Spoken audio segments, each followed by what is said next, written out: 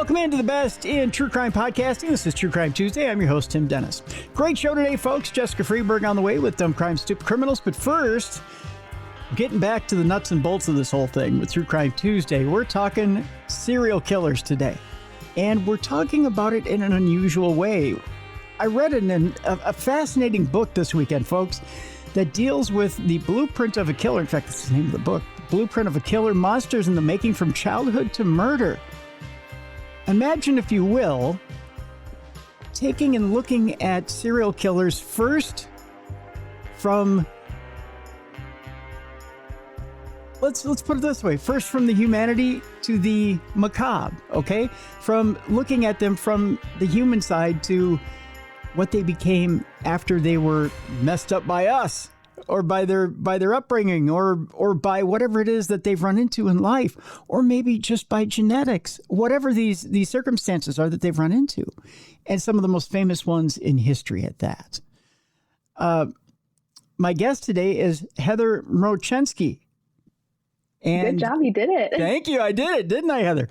And she is fascinating in herself. She's a board-certified behavior analyst with a master's degree in applied behavior and analysis and a lifelong love of writing. She's lived in Nashville, Tennessee for her entire adult life, but moved to Wisconsin in 2026 to be closer to family. Outside of her work, Heather is a triathlete and long-distance runner who enjoys any kind of fitness challenge. She's also an avid reader and finishes over 100 books a year. We have something in common there. Heather is married and lives with her two golden doodles who bring equal parts joy and chaos to her daily life. Let's welcome in for the first time to True Crime Tuesday, Heather Mroczenski. Heather, how you doing? Thank you. It's good to be here. I'm doing great. Happy to be here. Happy to have you. This book is so fascinating. And I'll tell you, you've managed to take and surprise people. And if I can set this up in my own way, and then I want to get your impressions as to why you did this, Heather. You managed to take and disguise who it is we're talking about in every chapter, which is refreshing. And I've only seen this done one other time. And believe it or not, it was an astrologer that was on our paranormal show that did this. And so what we did is we set up profiles for this astrologer and said, is it someone who's really nice or a serial killer? And had them guess who the profile was. Oh, that sounds really interesting. Right? And so they would read the profile of this particular person, and then they would tell us who they thought it was and what their tendencies were. What you've done is you've given their history and how they started out in life and how they got behind the eight ball, so to speak.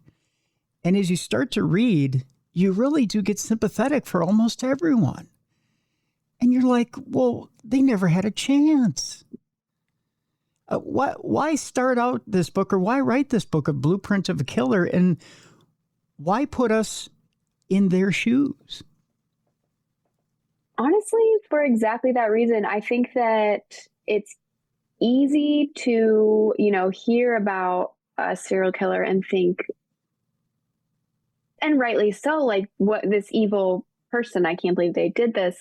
But then looking back at their childhood, it's easy to see they were really set up for failure. They didn't have to choose the path they did, but it was definitely the easier path, the path, more traveled. But I did it because I had listened to a podcast years ago called Imagined Life by Wondery. And they did the same thing, but with like famous people. So the entire podcast it went through like the one that I listened, one of the ones that sticks out to me that I listened to was about Elon Musk. But you didn't know you were learning about Elon Musk until the very end.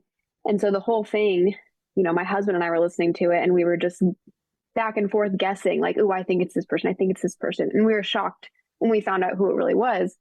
And of course you get closer and closer toward the end, like as it gets closer to, who they are as a grown up and what they did, you're finally guessing more accurately. But for us, it took away the preconceived notions that we had, positive or negative feelings about the person we were listening to. And it was just like, it made them more human. It gave them a more human, I guess, nature in our minds, and took away all those preconceived notions that we had, thinking that we knew who they were. And so that was really fascinating to me. I loved what it did to my mind, and I wanted to do the same thing with this terrible topic. It does take, and not only does it twist the mind, but it twists the gut a little bit too, because you say to yourself, you know, I can see myself maybe even having been friends with this person as a youngster. Maybe if I had been in the same neighborhood as this kid, maybe I could have changed their ways. Yeah. You know, maybe I could have, intervened. And then you say to yourself, well, maybe this is the way this person always was meant to be. I mean, there's one or two, and I'm trying to think of the killers in here where you actually mention there is a genetic, and I'm trying to remember the name of the disease. There's a genetic predisposition for being a serial killer. Yeah. I mean, there's the size of the amygdala. Is that what you're talking about? Yes. There's that. There's the size of the amygdala, but there's also, what was it? And it sounds like kryptonite, but I know that's not it. I'm thinking of Superman here. Schizotypal. There was that one. I mean, there's psychopathy, obviously. Yep. I'm not sure. You know, I'm trying to think of the actual killer that had it. Was it? You know what? I'm going to pull up the chapter myself too. I think we're doing the same thing at the same time here. Was it Gary Heidnik who had it? Oh yeah, he was one of the only ones that had an actual he had a psychotic break. He had an actual disorder. He had psychosis, obviously. What else did he have?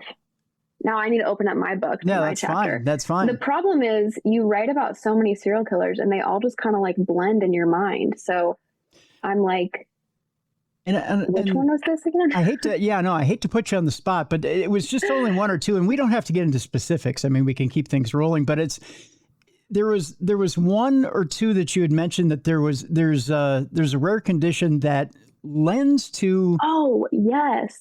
That lends to actual psychopathy. And that one was really interesting because it was his, it was not Gary Heidnik. Yeah, I know it was. I can't. It was towards. I don't know, but it's not super well researched, not super well known. Right. And it's not pointed to a lot by the psychiatric community. Yes. Yeah. I will find it and we'll talk about it in a bit. I know, and it's driving me nuts, and I know it's driving you nuts, and I probably shouldn't have picked that scab, should I? But it's one of those ones that I think it's probably not brought up a lot by the psychiatric community, especially when it comes to serial killers, because they like to think we like to put it in that triad, right? Where it's if it doesn't fit that triad, the famous one that well, then it can't be a serial killer, right? Yeah. It was Arthur Shawcross. Arthur Shawcross. He's the one. So he had schizoid personality, pyrrole disorder, and Jacobs syndrome, which is an extra Y chromosome. Yes. And that was interesting because there was the book that I read called The Misbegotten Son by Jack Olson. He talked a lot about it.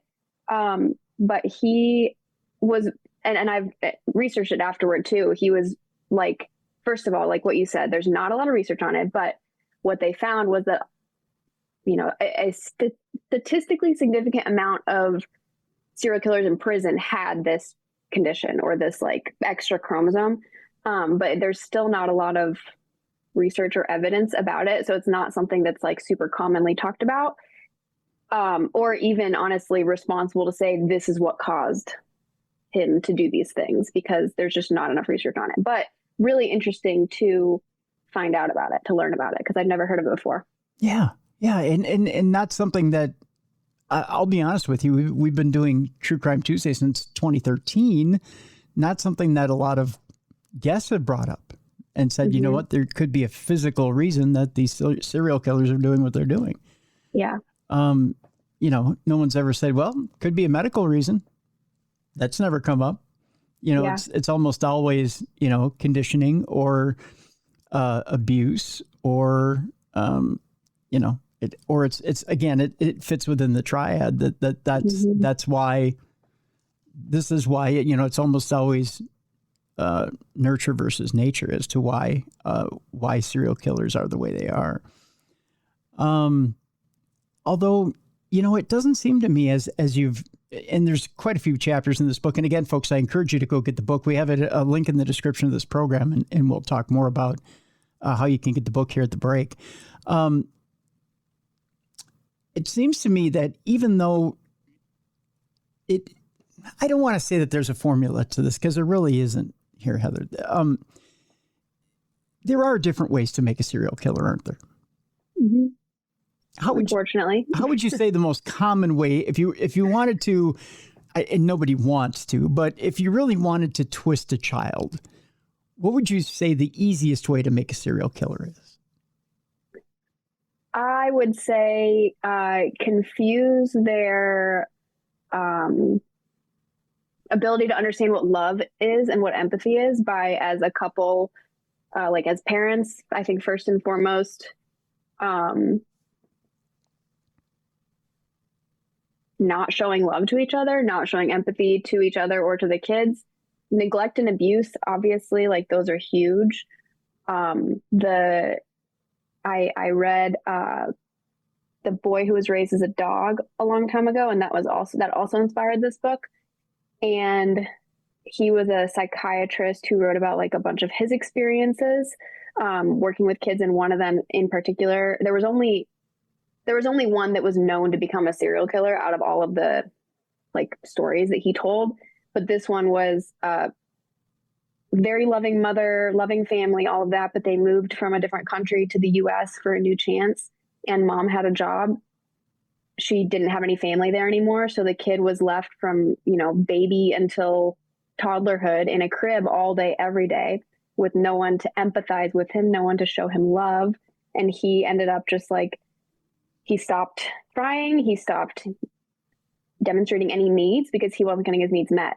So that, I think, is the number one way to create a serial killer, I guess, is just to completely neglect their every single need except for the very, very, very most basic needs to survive, like, food, shelter, water. Would it be safe to say, too, deny them education? Because it seems to me that there seems to be a link between a lot of these serial killers in this book that lower intelligence breeds violence. Lower IQ, but I don't know if, from what I saw, I don't think that it was because they didn't have education, because a lot of them did. It was just low IQ in general. They really struggled to understand concepts. They were slow learners, and people kind of gave up on them because they weren't catching on to topics and concepts that other people were. So yeah, I think there's definitely a part to that, but I don't know if that has to do with being denied education or just if that might be more of just like a nature low IQ being given up on. It seems like the next ingredient that has to be in there somewhere is a form of abuse. There has to be some form of abuse there in order to stir that pot, or it's the ignition switch that gets everything started, because abuse begets abuse, right?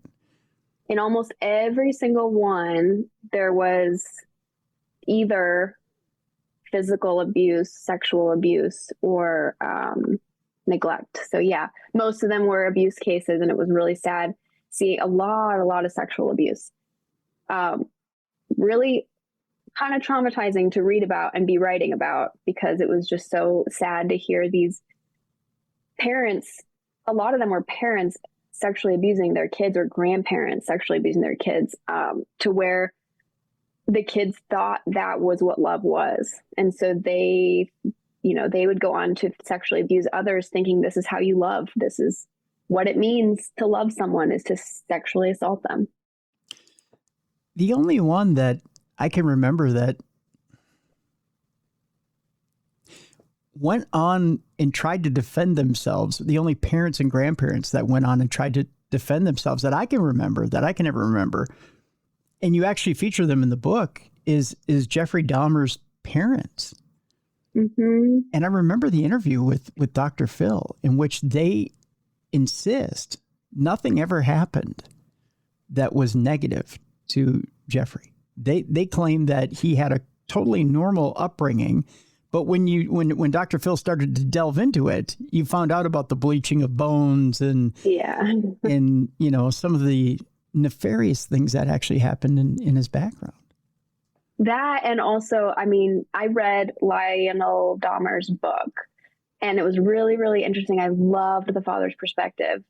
But even he admitted to, like, he and his wife did not have the healthiest of relationships. I don't know if it was in that book or another book, they're all running together, that I read, that there was a lot of, cops were called on their fights occasionally, more than once. Like, there were instances of dad throwing things at mom or toward mom.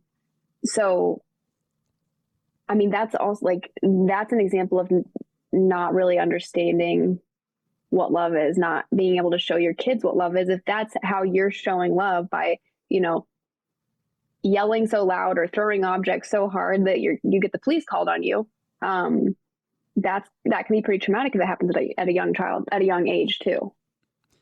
Yeah. And to me, it seems like you, as you pointed out, you don't have a good idea of what a healthy relationship is, but then to go on a national television program and say, well, there was nothing ever wrong here.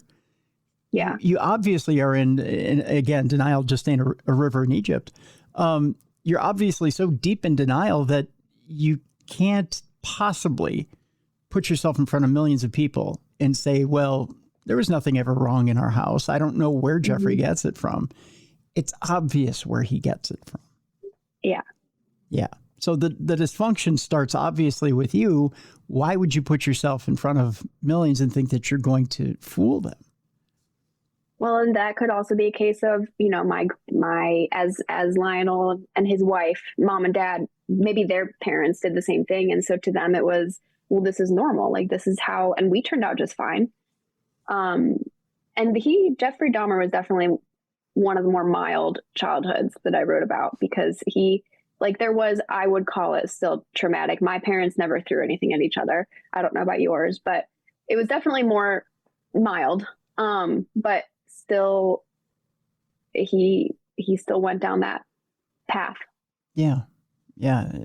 And there are, as you said, it is one of the milder ones in here, and probably appropriate that you open with it, right? Because it's kind of an appetizer as one that you as you get deeper into the book, that's for sure. But one that you just it kind of warms you up as you get deeper into the book. I tell you what, we'll take our break here. When we come back, let's get into some of the stories in the book that did shock you a little bit, and some of the soon-to-be killers, or the ones that eventually did surprise you, that became killers, and the ones that didn't. Some of the stories that you said, it was probably in the making all along, that they had no choice. That they had to become serial killers. The book is a fascinating one, folks. And again, we have a link in the description of this program. And I want you to go get this book, folks, because it is fascinating. Heather has taken a completely different spin and shown you exactly how you make a killer. Blueprint of a Killer, Monsters in the Making, From Childhood to Murder. Heather Mroczenski is our guest. The book is by Wild Blue Press, and it's out there right now. We have a link, again, in the description of this program. Go get it right now. When we come back, we'll find out from Heather some of her favorites and exactly what surprised her about this book and some of these killers, and what didn't surprise her. When we come back next on True Crime Tuesday.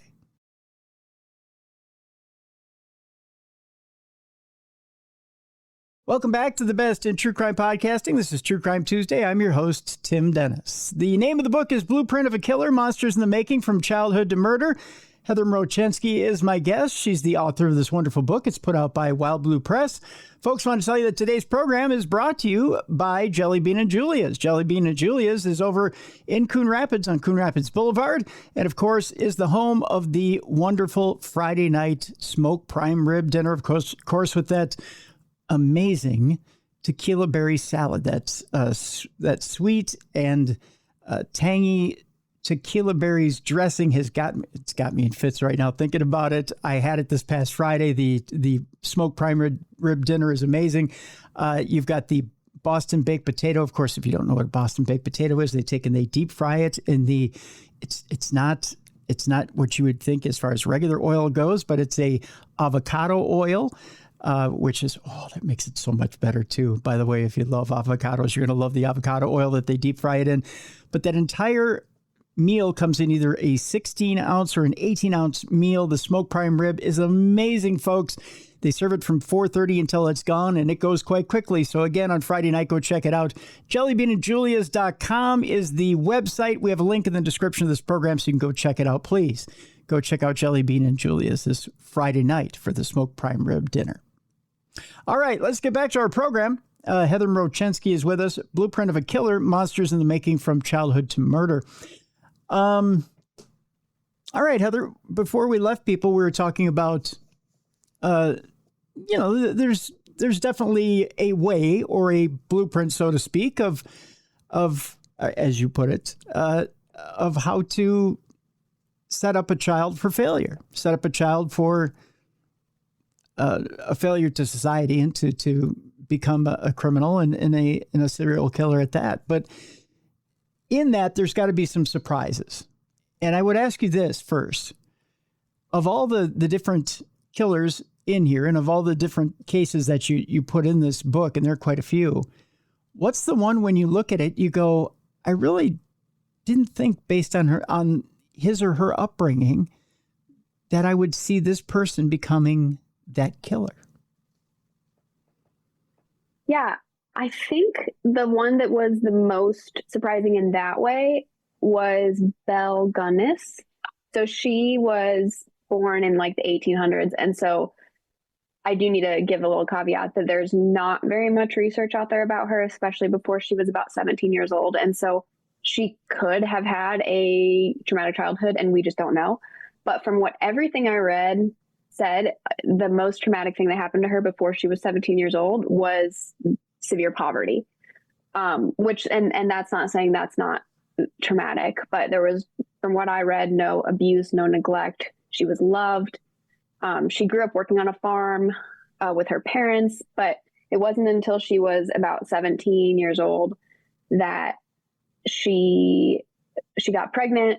The boy who got her pregnant, when he found out, he was very upset. He didn't want to be known as the, lover of a poor woman when he was wealthy.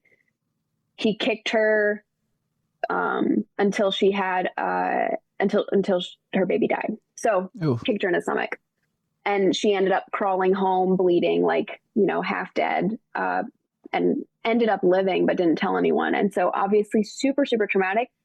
But from what I saw, the first 17 years of her life, the only trauma was poverty. And so that was really interesting to me and sobering and scary. Yeah. All of the stories that I wrote were terrifying, disgusting, like just awful. But hers was the most unique and maybe the scariest, just because there didn't seem to be like an antecedent to the murder. So that was, I think, the most surprising to me in that regard. In there, you'd think there's a point where she either becomes a victim and cowers away in a corner, or there's a switch that turns and she becomes the killer, right? Mm-hmm. Yeah. And she decided to take control in that way. So she was like, this is never going to happen to me again. And again, this was the 1800s, but it said, I read somewhere that she thought, I will never let anyone do this to me again. And she never did, because she made sure that she was always in control after that and always the one calling all the shots. And that's incredibly out of character for that time frame. Mm-hmm. Yeah. Yeah. She was the only one that I could find from that time frame. I'm sure there's more, but oh, I'm sure, and I'm sure maybe quite a few that never got caught, right? Yeah. But to think that this is how I'm going to go about life is just, it's incredibly, either something has to turn off in the psyche or you have to be incredibly brave, one or the other, right? It's either I'm fully responsible for my actions and I go into it consciously knowing what I'm doing every single step of the way, or something is turned off mentally and I have no conscience and I just move forward and I mow through things like I'm mowing the lawn, Yeah. And the hard thing about her too is she wasn't ever caught. So like she just kind of disappeared into thin air.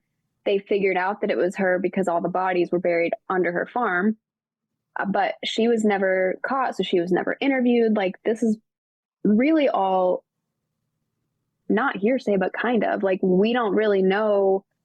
We can make really good educated guesses about why she did what she did. We don't know if she died. We don't know if she eventually did get caught under a different name. Like we don't know anything. Yeah, because we can leave it for the book if you want, but there's a little bit of a tumultuous end to her as to whether she lived or died, right? Mm-hmm. Yeah, so it's she might have been quite cunning and got away. Yeah, yeah. It's an interesting story with her, that's for sure.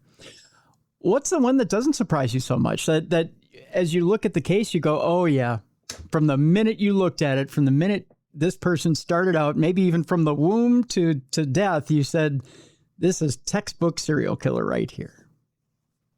Rose West.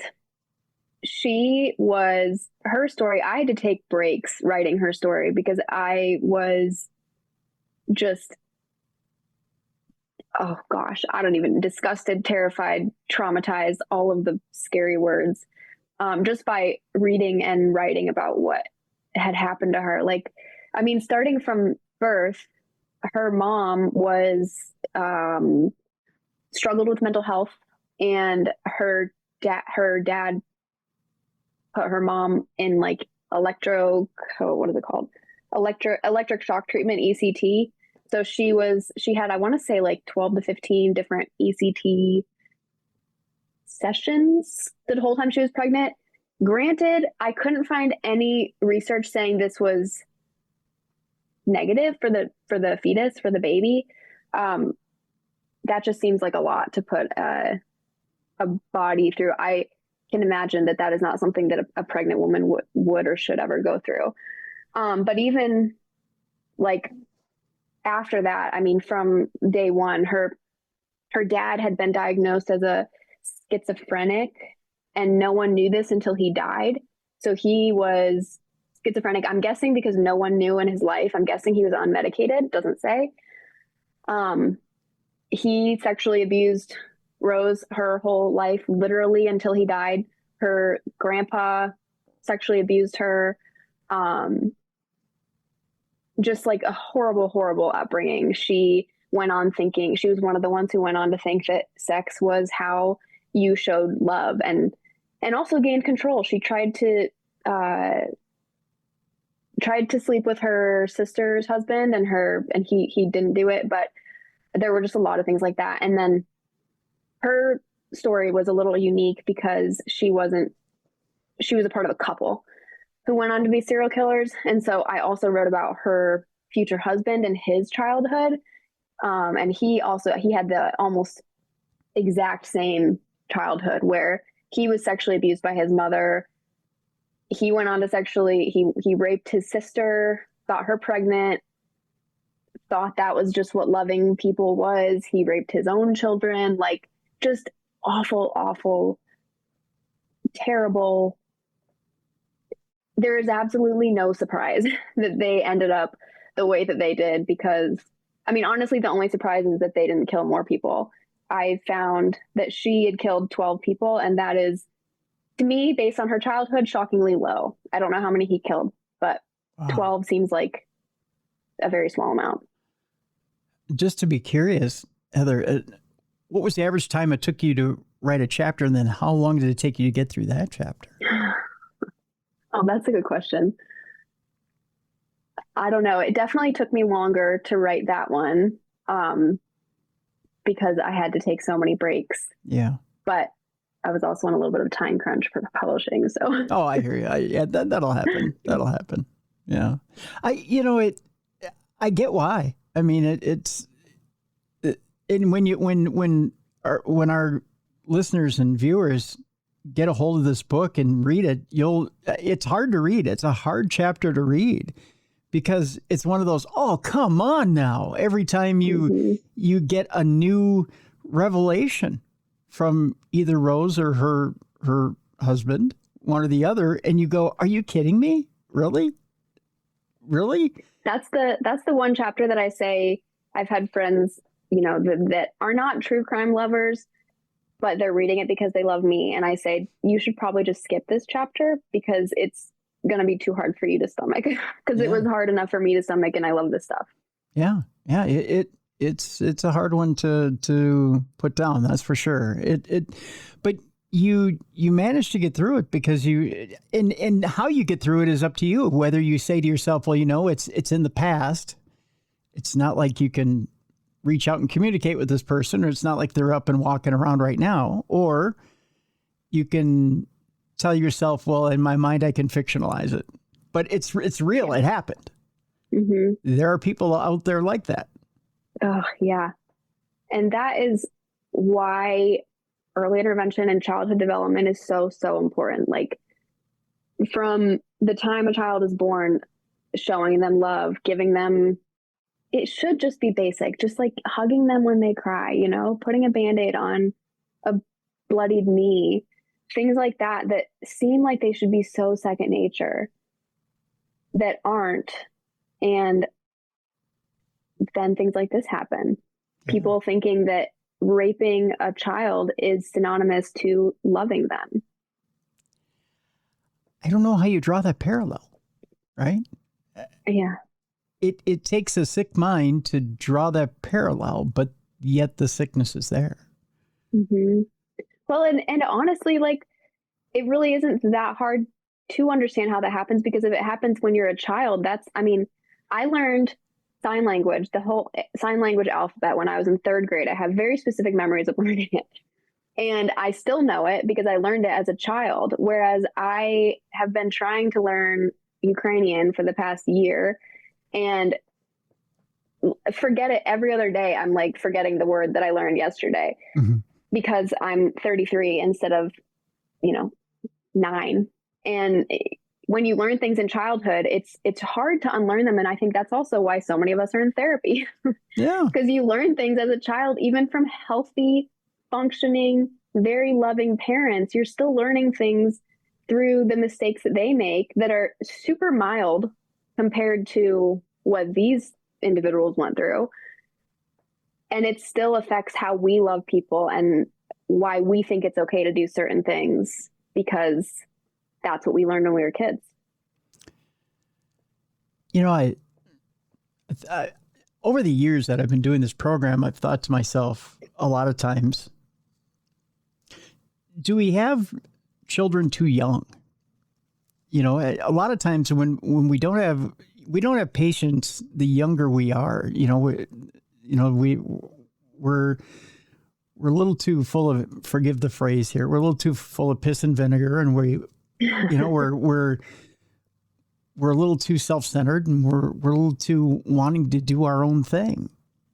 And a child takes and needs love and patience and respect and time and things that an older person can give and wants to give, and things that a younger person really doesn't have the time to give because they're wanting to find themselves first and needs to acquire all of that, right? Yeah. They're still in the process of finding themselves to gather the skills to be able to give all that.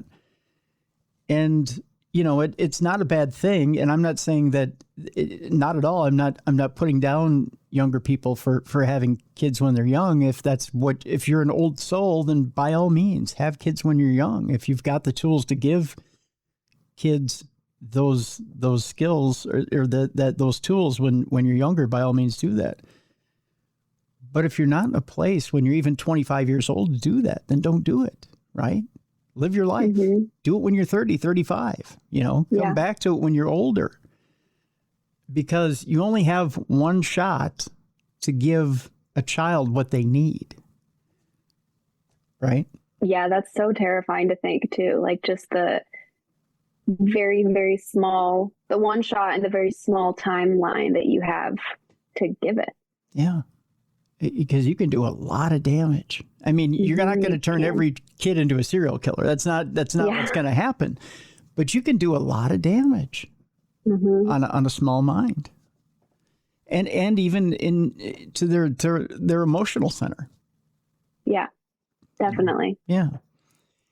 But the wonder you can do as well. I mean, the wonderful things you can do with a youngster if you have everything in tow and intact is amazing. I mean, think of the amazing things you can do and the amazing human being you can put together if you've got all your ducks in a row. And you don't have to be the most perfect human being ever. No. You just have to give the basics. And if you can put the basics down in what's going to be a superior human being, you could put together something really special. Yeah. So there you go. That's my soapbox for today. Good night, everybody. There's a chapter in the book, and I tell you, you feature both well-known serial killers and not so well-known serial killers. Maybe some that people have because of let's just say the sands of time washing over us. People may go, oh, I didn't realize that this one was there, that one was there. But one of the more well-known ones, I think, that we've had over the years, as you start to read his chapter, and it's the last chapter in the book, you don't realize until you get about halfway through, you go, oh, I know who this is. But as you're reading it, you go, I didn't realize, unless you really know his history. And you go, which I did not. So it was all just really interesting for me to learn. Really? See, I've done a few programs on him the last 2 years, and so I really got into his history. But you got a couple of tidbits in there that I had not known, and I went, oh, that's interesting. So I'm curious what those tidbits are now. so I'm starting to get. There was some political stuff in there that I had no idea. And so I'm getting more well-rounded perspective on John Wayne Gacy. And I'm thinking, here's a guy who, and I've had his lawyer on this program, and I've had some other people that were close to Gacy on this program. And I get the same impression about Gacy, that he was very personable, but at the same time, very deadly. Yeah. Incredibly deadly.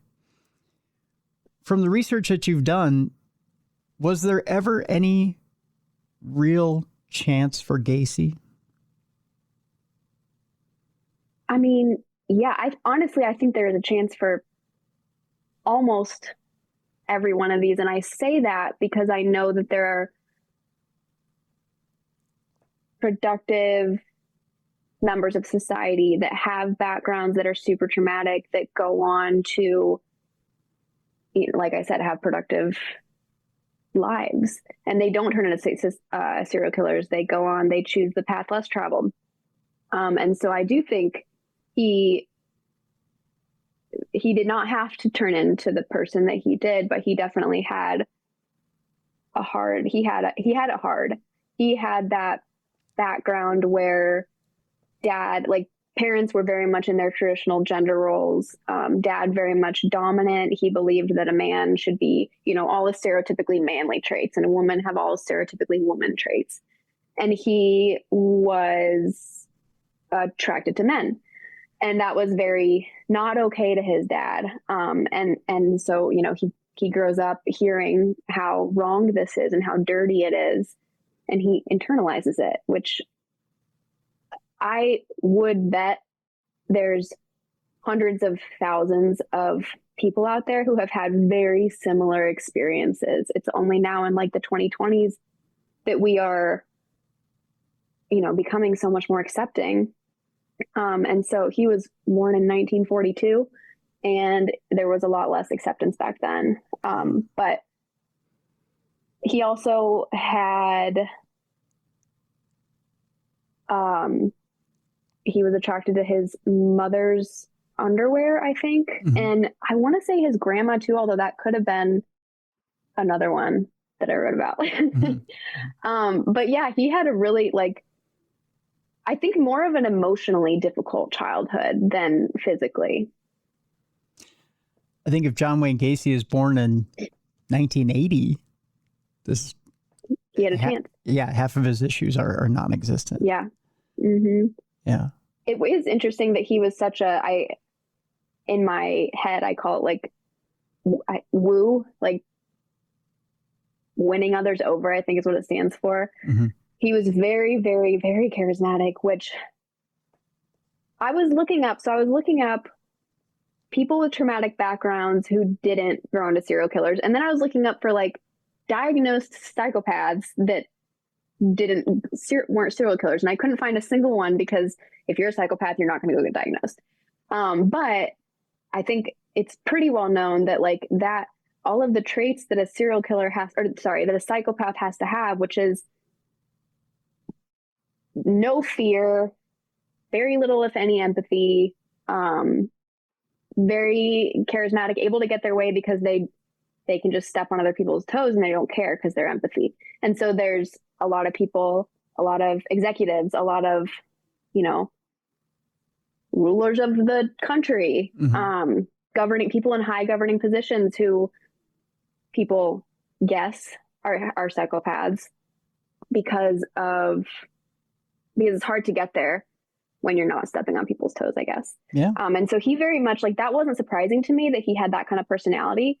I guess it was more surprising that he was the only one that I found that had that kind of personality of the 10 that I wrote about.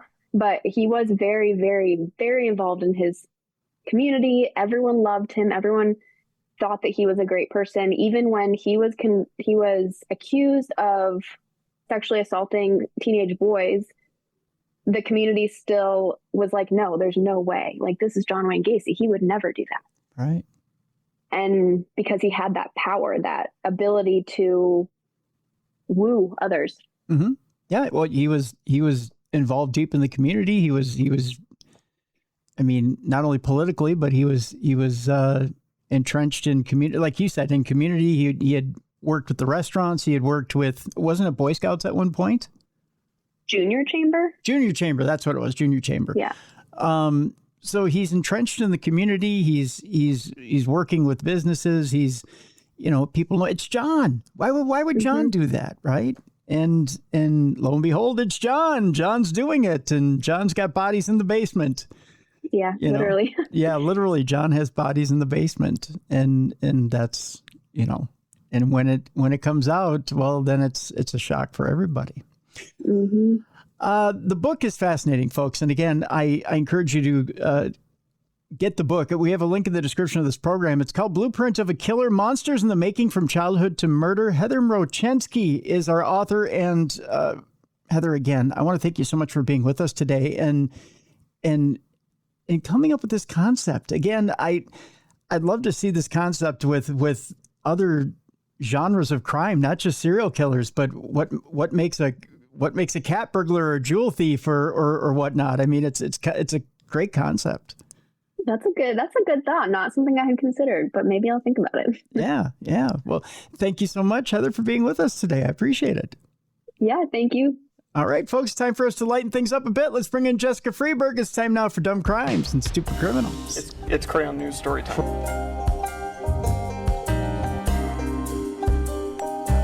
What happened with this dude, Christ Bearer? I heard he cut his penis off and then jumped off a balcony. Suspect pulls gun from butt, shoots twice at Denver police. What is your emergency? I need help. And what's the problem? I'm too high. You're too high?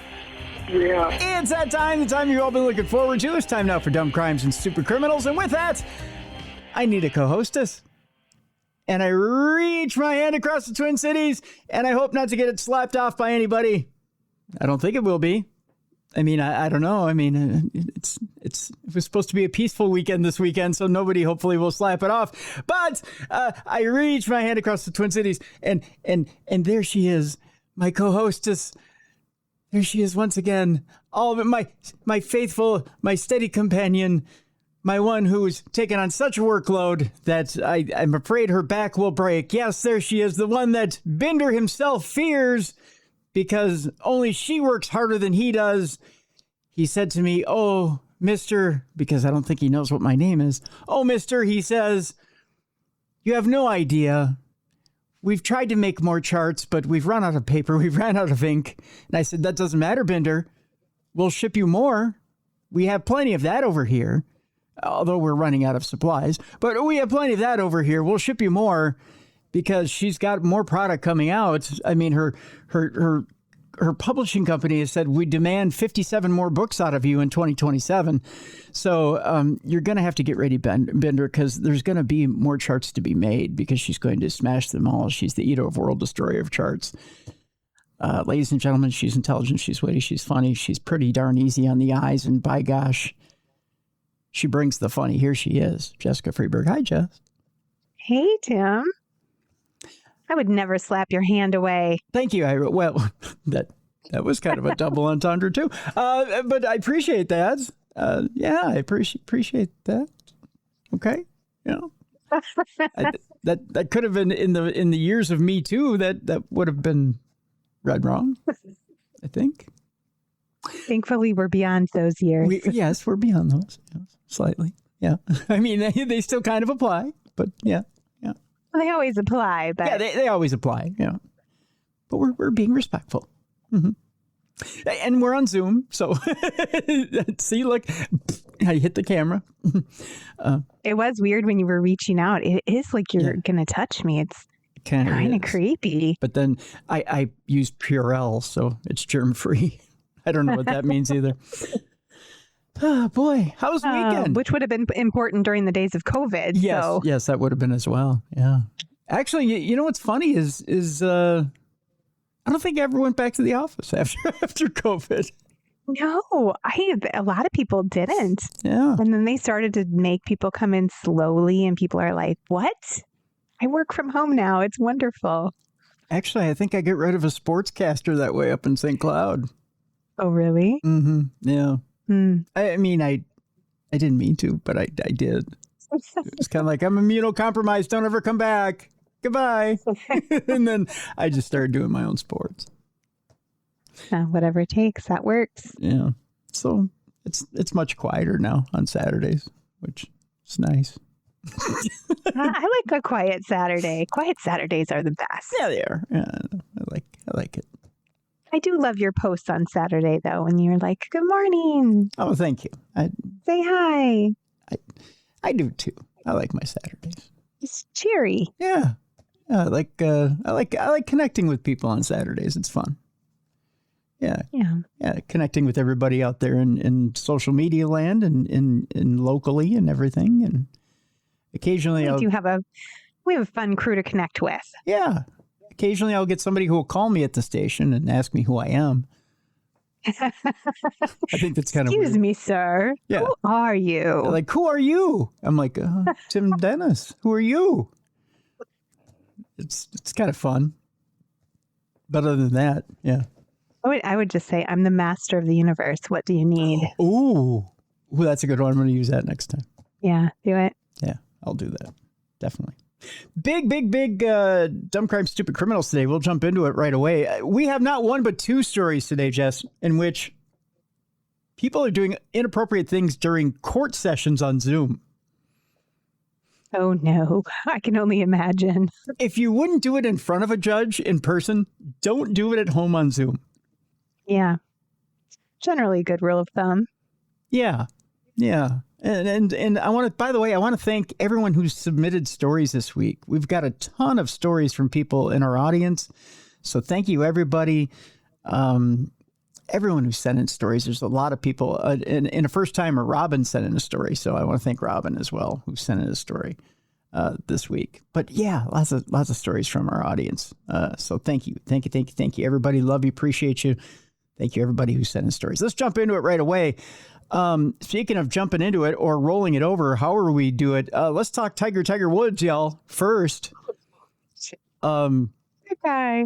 It felt like I went back in a time machine. I was like, wait a second. Right. All of a sudden, it was just a few years ago all over again. And well, we just switched the players a little bit, right? I mean, Tiger takes off. First of all, he says, I'm going to golf again, y'all. And it's like, yay, Tiger. And then he goes, I'm going to roll a vehicle, y'all. And you go, oh, Tiger.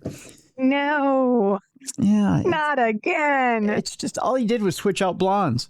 That's all he did. Yeah. He went from Elin to Vanessa. Oh, gosh. I don't even know who he's dating, so I didn't know she was another blonde. Well, let me tell you who it is. It is our president's former daughter-in-law is who it is. What? Yes. As a matter of fact, I have a little story in front of me here. Vanessa Trump, who is Don Jr.'s ex-wife, is who Tiger's dating. Broke her silence after Tiger Woods' DUI arrest with an unexpected Instagram post. It seems she's not too happy about what happened. Neither was Elin, by the way, when Elin Nordegren found out that Tiger rolled the first time. Oh, my goodness. He has a history of disappointment. I have a feeling that's a thing. Yeah. Vanessa Trump broke her silence on Instagram this past week, sharing new photos just days after her boyfriend Tiger Woods was arrested for DUI on Friday. The sports world was left stunned by the news of Woods' arrest after he was reportedly driving at a high speed near his home in Jupiter Island, Florida, before the crash that led to his detention. The 50-year-old golfer was released from the cell where he spent all of Friday afternoon after being arrested for driving under the influence following a traffic accident that fortunately resulted in no injuries. Now, the update to the story is that he had multiple drugs in his system. Ooh. Yeah, when he rolled. That's not good. No alcohol at the time. They said, but he appeared, with his speech slurring and things like that, but they did a blood test on him. And that came back with multiple drugs in his system. Not drunk, but high as a kite. High as a kite. Oh, Tiger. And the story also, the other story that's coming out, according to TMZ, is that there are multiple people in his camp that are not happy with him and wish he would act his age. That's the quote. That he would act his age and act like a 50-year-old. I don't know what that is because I'm in my 50s and I don't act like I'm 50. But you don't act like you're 21 too. So. That's true. I'm not rolling my vehicle anywhere. Yeah. Although I'm up to try it if somebody would let me, but they're not going to pay my insurance. Here's the thing that I said as soon as I saw it come on the news. Like, there's no reason to drive impaired. Just get an Uber, especially if you're Tiger Woods. It's not like you're on a tight budget. There's a story on that as well today as to why he doesn't. He claims for quote unquote privacy reasons, he doesn't have a driver. Now, you know what? That's an automatic cop out to me. You know what that says to me, Jess? Privacy reasons equals what? What naughty things are you doing? Yes. He's covering something up. Yikes. Yeah. If you can't get a driver for quote unquote privacy reasons, that means you're hiding something from your significant other. Yeah, you are definitely making poor choices. Yeah. So what is a driver going to reveal that you can't have one? Right? Yeah. Yeah. So according to the story, it says, unfortunately, this isn't the first time Woods has been involved in a serious car accident. It was just 5 years ago, Jess. February 2021, he suffered open fractures to his tibia and fibula in a crash in Los Angeles and put his career in jeopardy. More recently, he had been preparing for a return to competition. Believe it or not, it was just days ago, days before that, he announced he was coming back to golf. I have a feeling this is also self-sabotage. He has a psychological issue. Yeah, that makes sense. Yeah. he was recovering from an Achilles tendon rupture that he had suffered in March of 2025 when he had announced that, hey, I'm back, everybody. I'm coming back to golf. And then, boom, flips his vehicle. Reactions poured in following the incident. President Donald Trump, a close friend of Woods, said moments after finding out, I feel so badly. He's got some difficulty.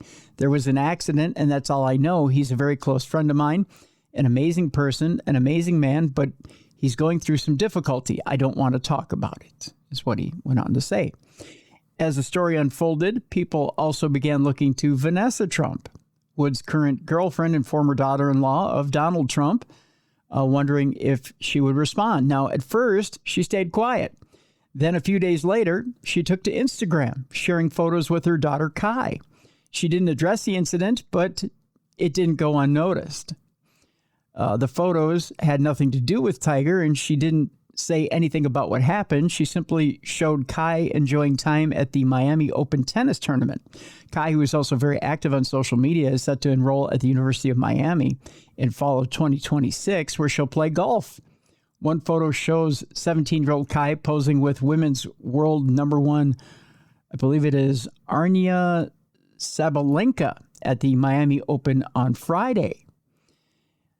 Neither the president's eldest grandchild nor her mother was with Woods at the time of the incident, nor were they together. The president's eldest grandchild was at the tournament, spending time with professional tennis players around the time that Woods was involved in the crash. Vanessa's exact whereabouts at the time remain unknown. Woods and Vanessa Trump have been together for over a year. Their relationship first came to light in March of 2025, when the Daily Mail reported that they had quietly started dating around Thanksgiving of 2024. She's also since then come out and she's been a little snarky about everything that's gone on since Tiger rolled his vehicle, and essentially has come out and said she'd like him to start towing the line a little bit. I don't blame her. Get it together. Yeah, I don't blame her. I mean, he's old enough to know better and has enough money to know better, right? Yeah. But, yeah, I mean, he can't, here's the thing, he had such a rigid upbringing between his mother and father. He was a child prodigy as far as golf went. And he was told, toe the line. He had, between studies and practice for golf, he was told every moment of his day was regimented as to what he was to do. And now that his father is gone, who was his pretty much the general that ran everything. And I think I'm trying to remember if his mother is still around or not. I don't think she is. He's pretty much free to run his life. And there's no real, and I think his golf coach is gone too. So there's no real anybody around to guide him. But again, you're 50 years old. Right. You're past middle age. And really, it's like, sure, if he's driving around intoxicated in a world where there's no one else on the road, whatever, do your thing, bud. But there are other people in the world. He could kill someone. We're just lucky he's rolling his vehicle and only hurting himself. Right. Well, he did in this last accident. He clipped the back of another truck. Oh, did he? So he came dangerously close to hurting somebody else. So he's getting there. Needs to stop. I agree with his girlfriend. Yeah. And make some better choices. And it's not like, and again, I'll step off my soapbox here in a minute, but he does have this self-sabotage thing going on. It's almost like he's saying, okay, I need to do golf because golf is the only thing I know. It's like Tiger has this thing where he's got this self-sabotage thing, right? Where he says, well, I need to do golf because golf is the only thing that's bringing in money for me right now, right? Right.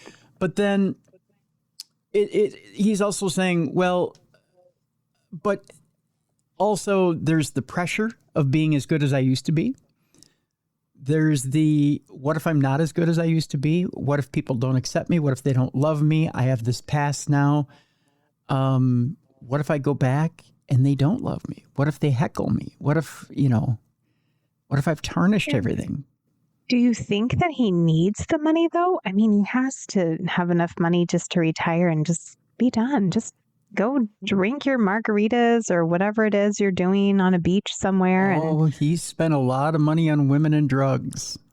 I have a feeling there's not as much there as there used to be.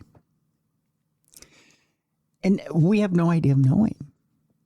So, I don't know. Maybe there's still a lot of money there. And there's a lot of money for child support. And he gave a lot of money to Elin in the divorce. So, right. Yeah. There's still a lot of money to be paid. So after a while, you're kind of, I hate to use this word because it's a drug reference, but he's chasing the dragon here. He's but that's a monster of his own making. So for sure. Yeah. I hope, and I was watching Dr. Drew talk about this a little bit. And he said the last time Tiger came out of quote unquote treatment, he was talking the talk, but not walking the walk. It was kind of like he was trying to fool everybody into thinking that he was better. And it was obvious he wasn't.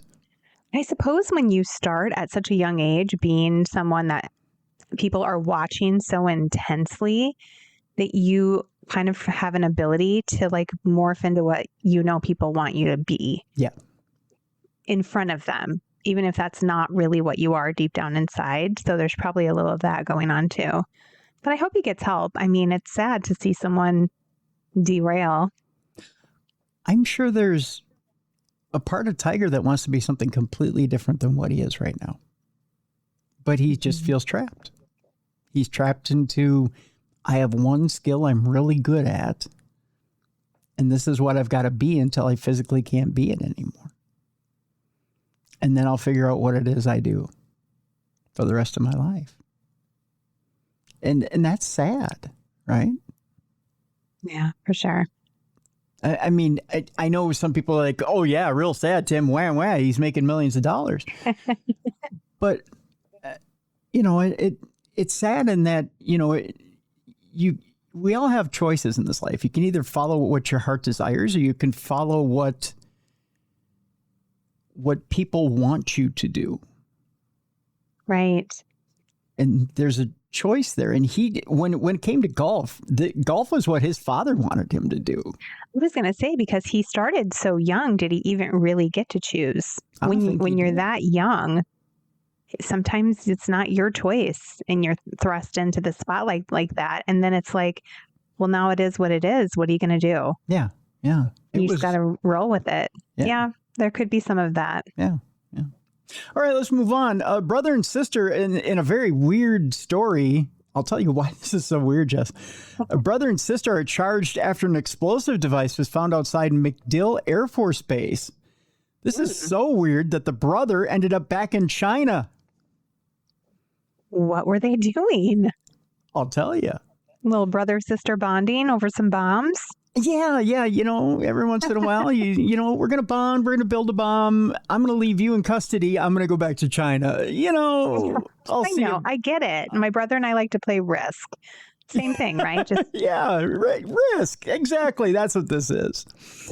20-year-old Alan Zhang is accused of planting an explosive device outside MacDill Air Force Base and fleeing to China, while his sister, 27-year-old Anne-Marie Zhang, was arrested for allegedly helping him escape and tamper with evidence. Uh-oh. It's just a family outing at MacDill Air Force Base.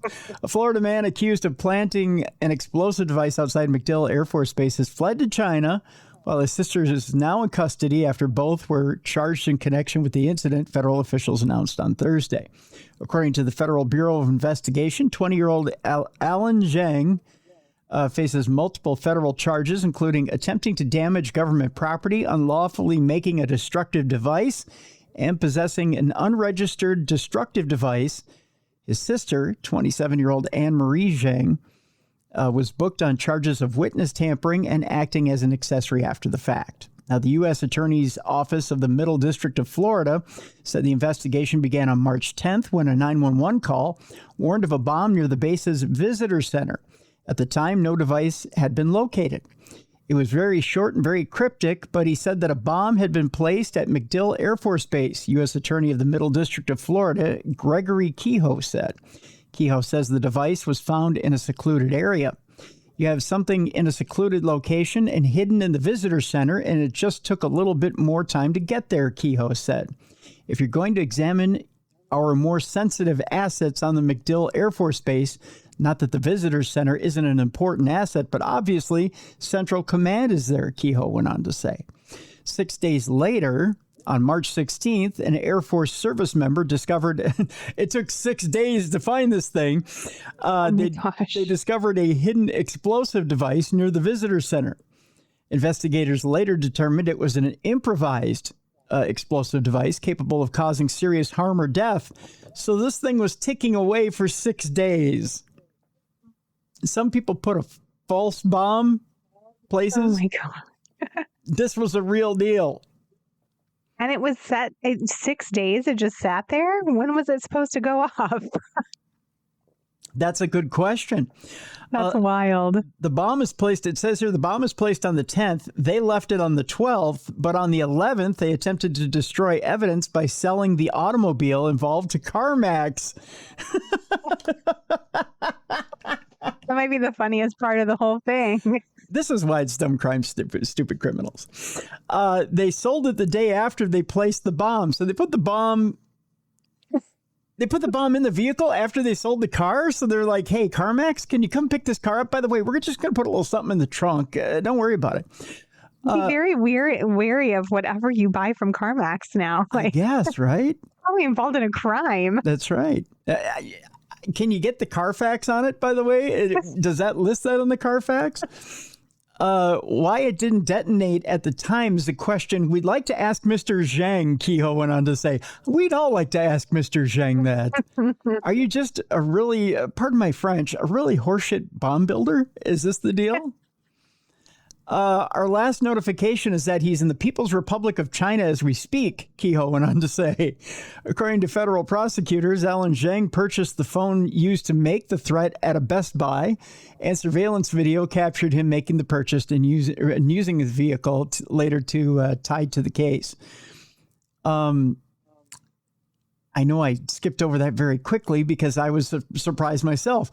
So he purchased the phone used to make the threat at a Best Buy, and surveillance video captured him making the purchase and using a vehicle later tied to the case. Okay. All right. I think I'm on this. Investigators say Alan Zhang and Anne Marie Zhang quickly made plans to leave the country at that point. The day after the bomb threat, the pair allegedly sold the vehicle used to transport the device to CarMax, and then they booked their flights to China. So they must have got the money right away. They both left for China by March 12th, it said. Anne Mary Zhang, I'm sorry, not Marie, but Anne Mary Zhang, later returned to the U.S., it was stopped in Detroit on March 17th. Why did she come back? She was home free. Yeah, bad idea. You were safe. Authorities allege she helped her brother escape and tried to get rid of evidence tied to the investigation. Oh, she came back to get rid of the evidence. Oh. So she must have thought they didn't do a very good job. Why does she want to help him so much? I'd be like, bro, you are on your own. Right. Sorry. And you're in China, you're home free. There's no I almost said expedition. There's no extrication out of China. So why would you worry? If you went to China, you're home free. It's not very strange. It's not like the U.S. is going to come get you. During a search of Alan Zhang's Land O'Lakes home in Florida, investigators said they found items consistent with those used to build the explosive device. Traces of explosive residue were also reportedly found in the vehicle the pair sold. Authorities also confirmed no charges had been filed against the suspect's mother. although she's currently in custody for deportation proceedings. Oh, so mom is back here. Oh, that makes sense. So I suppose they didn't want anything hanging over her head. They just abandoned their mother. They didn't take her with. What? There evidently wasn't enough of the CarMax money to... I was going to say they should have packed mom up and taken her along. Yeah. In a separate federal case, 35-year-old Jonathan Elder, that's a different case. It says was arrested in Pinellas County earlier in the week for allegedly making threats against MacDill Air Force Base. Evidently, that's the place to make threats. So if you feel like you want to make a threat, just make it against MacDill. They're used to it. So who knows? They claim they're making and exploring every avenue to get Alan Zheng back to the U.S., according to U.S. Attorney Gregory Kehoe in a press conference. Good luck with that. I don't think we have an extradition treaty with China, last I checked. So, speaking of unusual stories here, Jess, this was sent in by two people this week. Robin was the first one to send this in, and then I believe Tom was the other person to send this in. Tom had an unusual, not safe for work comment when he sent this story in. I'll tell you what it is after I read the story, and I'll let your mind wander as I read the story. The headline here is quadruple amputee cornhole players accused of shooting and killing a man. So I want you to think about this. Quadruple amputee cornhole player. I've definitely seen this, like the image of this story on Facebook a lot this week. I don't know what the story is. A lot of us have. Yeah. Accused of shooting and killing a man. Professional cornhole players behind bars after he allegedly shot and killed someone during an argument in a Maryland town over the weekend. The Charles County Sheriff's Office said authorities charged Dayton James Weber, who's all of 27 years old, of Plata, a quadruple amputee and professional cornhole player with the deadly Sunday night shooting. The investigation began when two people flagged down La Plata Police Department officers near the area of La Plata Road and Radio Station Road. It's a nice name for a road. I like that. The two witnesses told officers that they were in the back seat of the car when the driver, identified as Weber, shot and killed the front seat passenger during an argument. Following the shooting, Weber allegedly pulled over near Radio Station Road and Llano Drive, one or the other, and asked the two witnesses to help pull the victim from the car. However, the pair refused, got out of the car, and left the scene.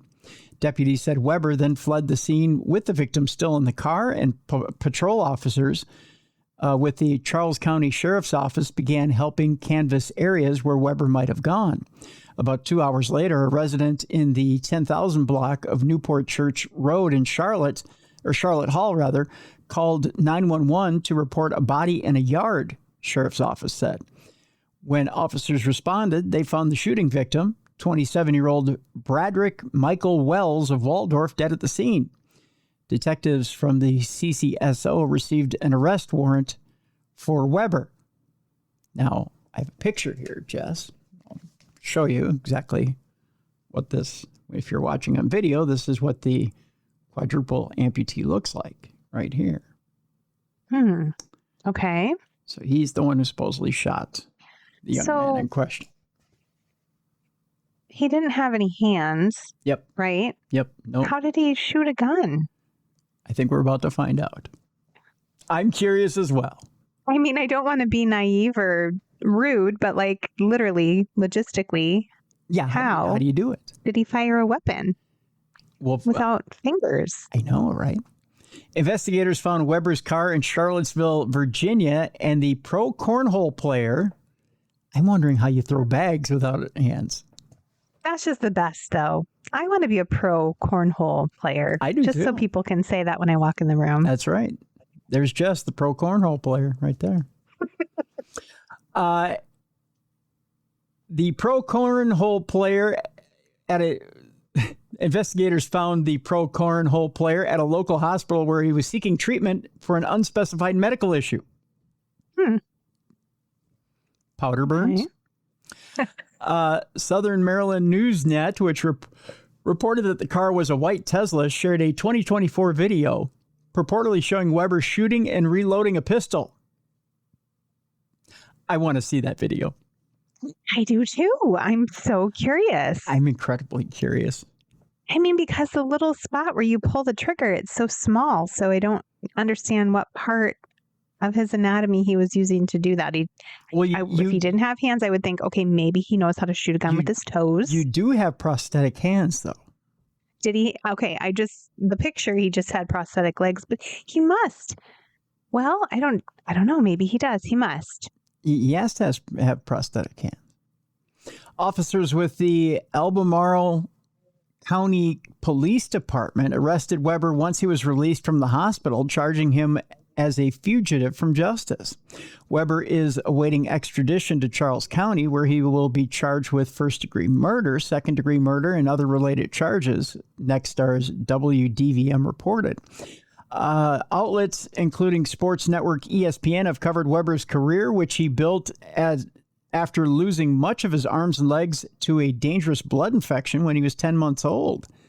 Weber told Today that since he was a child, he has learned to pick up things off the floor, hunt, fish, write, drive, race go-karts, and even operate heavy machinery.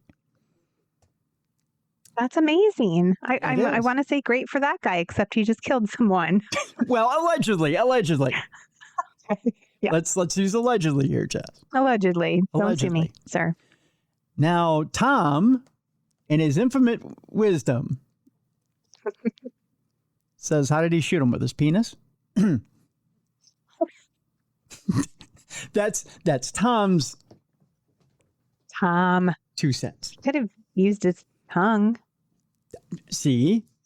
Nice face. I know. Watch as I demonstrate how you might do that. Right. Yeah. To your point, he must have prosthetic hands. That's the only thing that makes sense. Yeah. And what's sad is somebody died, and all I can think about is how. Yeah, how? How'd you do it? I lost that part of the story. My brain just went straight to what? Yeah. How? Yeah. I did too. How do you do it? But yet the guy operates heavy machinery. So yeah. I mean, he's 10 months old. So this has been his whole life. Yeah. He's never known another way of being. So he's had to figure out how to do everything. Where there's a will, there's a way. Including murder. Allegedly. Including murder. Including murder. Allegedly. Allegedly. Thank you, Jess. Allegedly. Our next story, Jess, is sent in by one of our listeners. And again, if you have a story for us here on Dumb Crime, Stupid Criminals, you can send it in to tim@darknessradio.com. Next story, it doesn't get any lighter, Jess. And again, I apologize for that. We'll lighten up here in just a bit. A Provo boy's family breaks silence after kidnapping charges are filed against a local mom. This, again, is one of those cases of when a mom goes too far trying to protect a child. So brace yourself here. This is going to be one of those stories. We go to Provo, Utah, or Salt Lake City, where a Provo mother is facing felony charges after allegedly kidnapping an 11-year-old boy and forcing him to apologize to her daughter, who was 11 years old as well, for what she believed was bullying. But the boy's mother says the situation is far more complicated and that her son is the one who has endured ongoing harassment. So here's what happened. Amber Lee Colazzo is the boy's mother and says the conflict between the 6th grade children has been simmering for more than a year. According to her, the girl's attention towards her son became overwhelming for him. For the last 2 years, she has been bothering my son and telling him how much she likes him, Colazzo said. She says her son eventually reached a breaking point. One day he got fed up with the fact that she doesn't leave him alone, she explained. Colazzo acknowledges that her son responded with an unkind comment, but says what happened next crossed every line. Charging documents show the girl's mother, 40-year-old Shannon Marie Tafuga, was driving around looking for the boy to confront him about bullying her child. The following day, Shannon went around the neighborhood purposefully looking for my son, Colazzo said. When she found the boy, Tafuga scared him off his bike, grabbed him by the arm, and forced him into her vehicle, according to Colazzo. Wow, that'd be terrifying. So now we're getting into physical antics. She pulled him in her vehicle and took him to her home and sat him on her couch. And while he was on the couch, I guess her dad or whoever it was standing there with a gun on his hip, Colazzo said. Shut up. I guess it gets a little serious in Provo. He's a kid. Yeah. She yelled at him that he needed to apologize, Colazzo said. Shannon was telling him that he was lucky that she didn't run him over because she should have.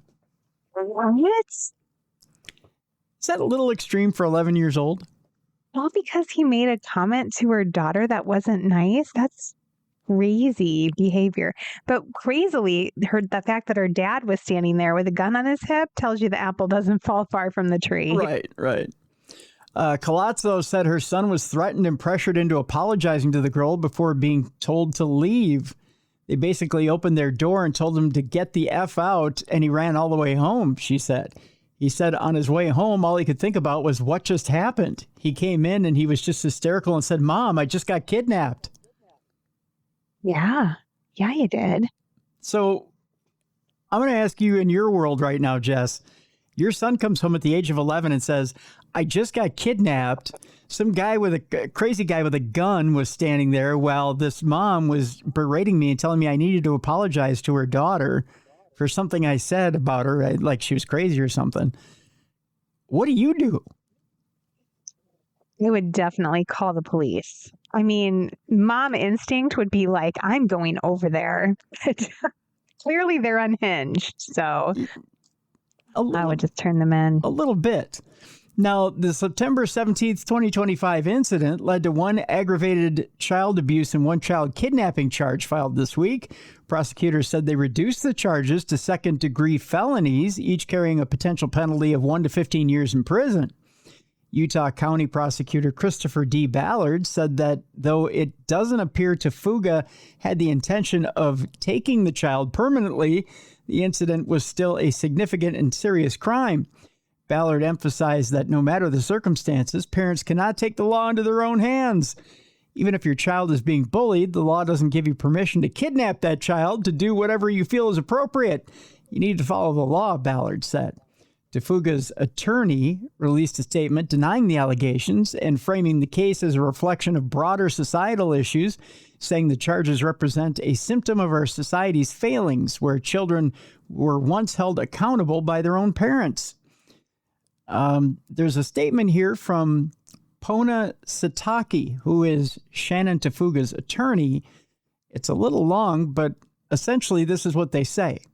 We respectfully deny the allegations made in the charging document filed this week. We believe the allegations stem from a troubled child and are not accurate. We look forward to presenting evidence to the state regarding repeat challenges our clients' children have faced at school, including the elementary school administration's ongoing efforts to address bullying and maintain a safe environment. It's unfortunate that we find ourselves in a position where we must defend the safety of our children and well-being. The filing of these allegations are a symptom of our society's failings and an erosion of traditional family values, where children were once held accountable by their own parents. We remain committed to working through the legal process and will continue to seek a just resolution based on facts and evidence. Now, Colazzo strongly disagrees. There's a shock, saying the situation escalated and Tafuga never attempted to reach out to her. Had she come knock on my door like an adult and said, "Hey, our kids are having issues, can we speak?" I would have gladly let her in, Colazzo said. But not once did she ever try. I never met this woman, she claims. It's even crazier. That is crazy. Like, her first thought wasn't, I'm going to talk to the mom. Because I've had to do that before over the years. Yeah. Not, her first thought instead was like, let's just kidnap this kid and hold him at gunpoint. And a little mafia justice. Wow. Yeah. Colazzo also raised concerns about how the school handled the ongoing conflict. In a statement, the Provo City School District said it cannot comment on student-related matters due to privacy laws in the active legal case. See, to me, that doesn't seem right. That the school is clamming up now. Yeah. Well, they don't want to have to tell you they didn't do anything. Right. They don't want to have to say, well, we didn't bother with it because we didn't think it was serious enough. or we just thought it was kids being kids, right? Yeah. At the time of the incident, Tafuga was working as a school crossing guard. So the mom was working at the school. Provo police said she's no longer employed in that role. Surprise, surprise. Maybe because somebody had a temper. Speaking of somebody having a temper, we move to our next story. You know, there's a song that came out in the 80s that I always thought would be ironic if somebody sang it while committing a crime. Well, somebody has. Oh, what song is that? It's an old song from the 80s by Talking Heads. If I told you, remember them. You remember David Byrne and Talking Heads? Yeah. There's a couple of songs they had. One was a remake of an Al Green song, "Take Me to the River." That's not it. Okay. There's another one. Do you remember "Burning Down the House"? Yes, I do remember that song. Well, there's a man who decided to sing that song while he literally started burning down a house. I can see it. Yeah. A Pennsylvania man. Musical. Yes, it's a musical. Yeah. Living his own little musical. Yeah. He's like burning down the house. With a can of gasoline and a match. Yeah. As he's throwing matches on a burning house. The headline goes, "Stop Making Sense." That was the name of the movie. Remember the feature-length movie concert? Yeah. A Pennsylvania man torched his home while singing "Burning Down the House," the Talking Heads classic, according to police. Investigators allege that 43-year-old Martin High set fire to his Altoona residence around 3 a.m. on Sunday, then stood in the doorway and tried to block fire personnel from entering the building and dousing the blaze. He just really wanted it to go up. Does this guy look sane to you? A little bit not. Yeah, yeah. Although he looks like he might be able to carry a tune. Yeah. Doing a little karaoke. Just not a bucket of water to put his house out, but he can carry a tune. Karaoke arsony. Karaoke arsony. At the time of the alleged arson, the home was occupied by High's mother, his 6-year-old son, and a third individual. So he was trying to kill people. Yeah. All right. That makes it worse. Yeah. Rebecca Plows, High's mother, told police she was awoke when the smoke detector went off and went downstairs to find the residence filling with heavy smoke. Plows spotted High standing over a smoldering living room chair. At the time, Plows could hear the defendant singing the 1983 rock song "Burning Down the House." Oh, God. Oh, my goodness. What goes through that guy's mind? He's like, this man has cracked. Yeah.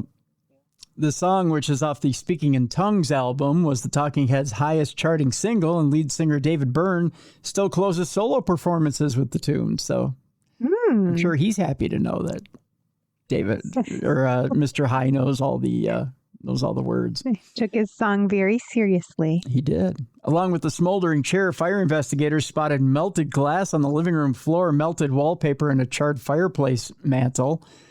High was transported to a local hospital due to being under the influence, I guess. While being treated, he reportedly informed medical staff that he was having a bad day, so he had attempted to place a chair in his fireplace. Right. Yeah, that's what it was. Okay. Yeah. High told cops he burned the chair because it was dirty. No, well, they do get stinky sometimes. Most of us get a rug doctor. We don't burn it in the fireplace.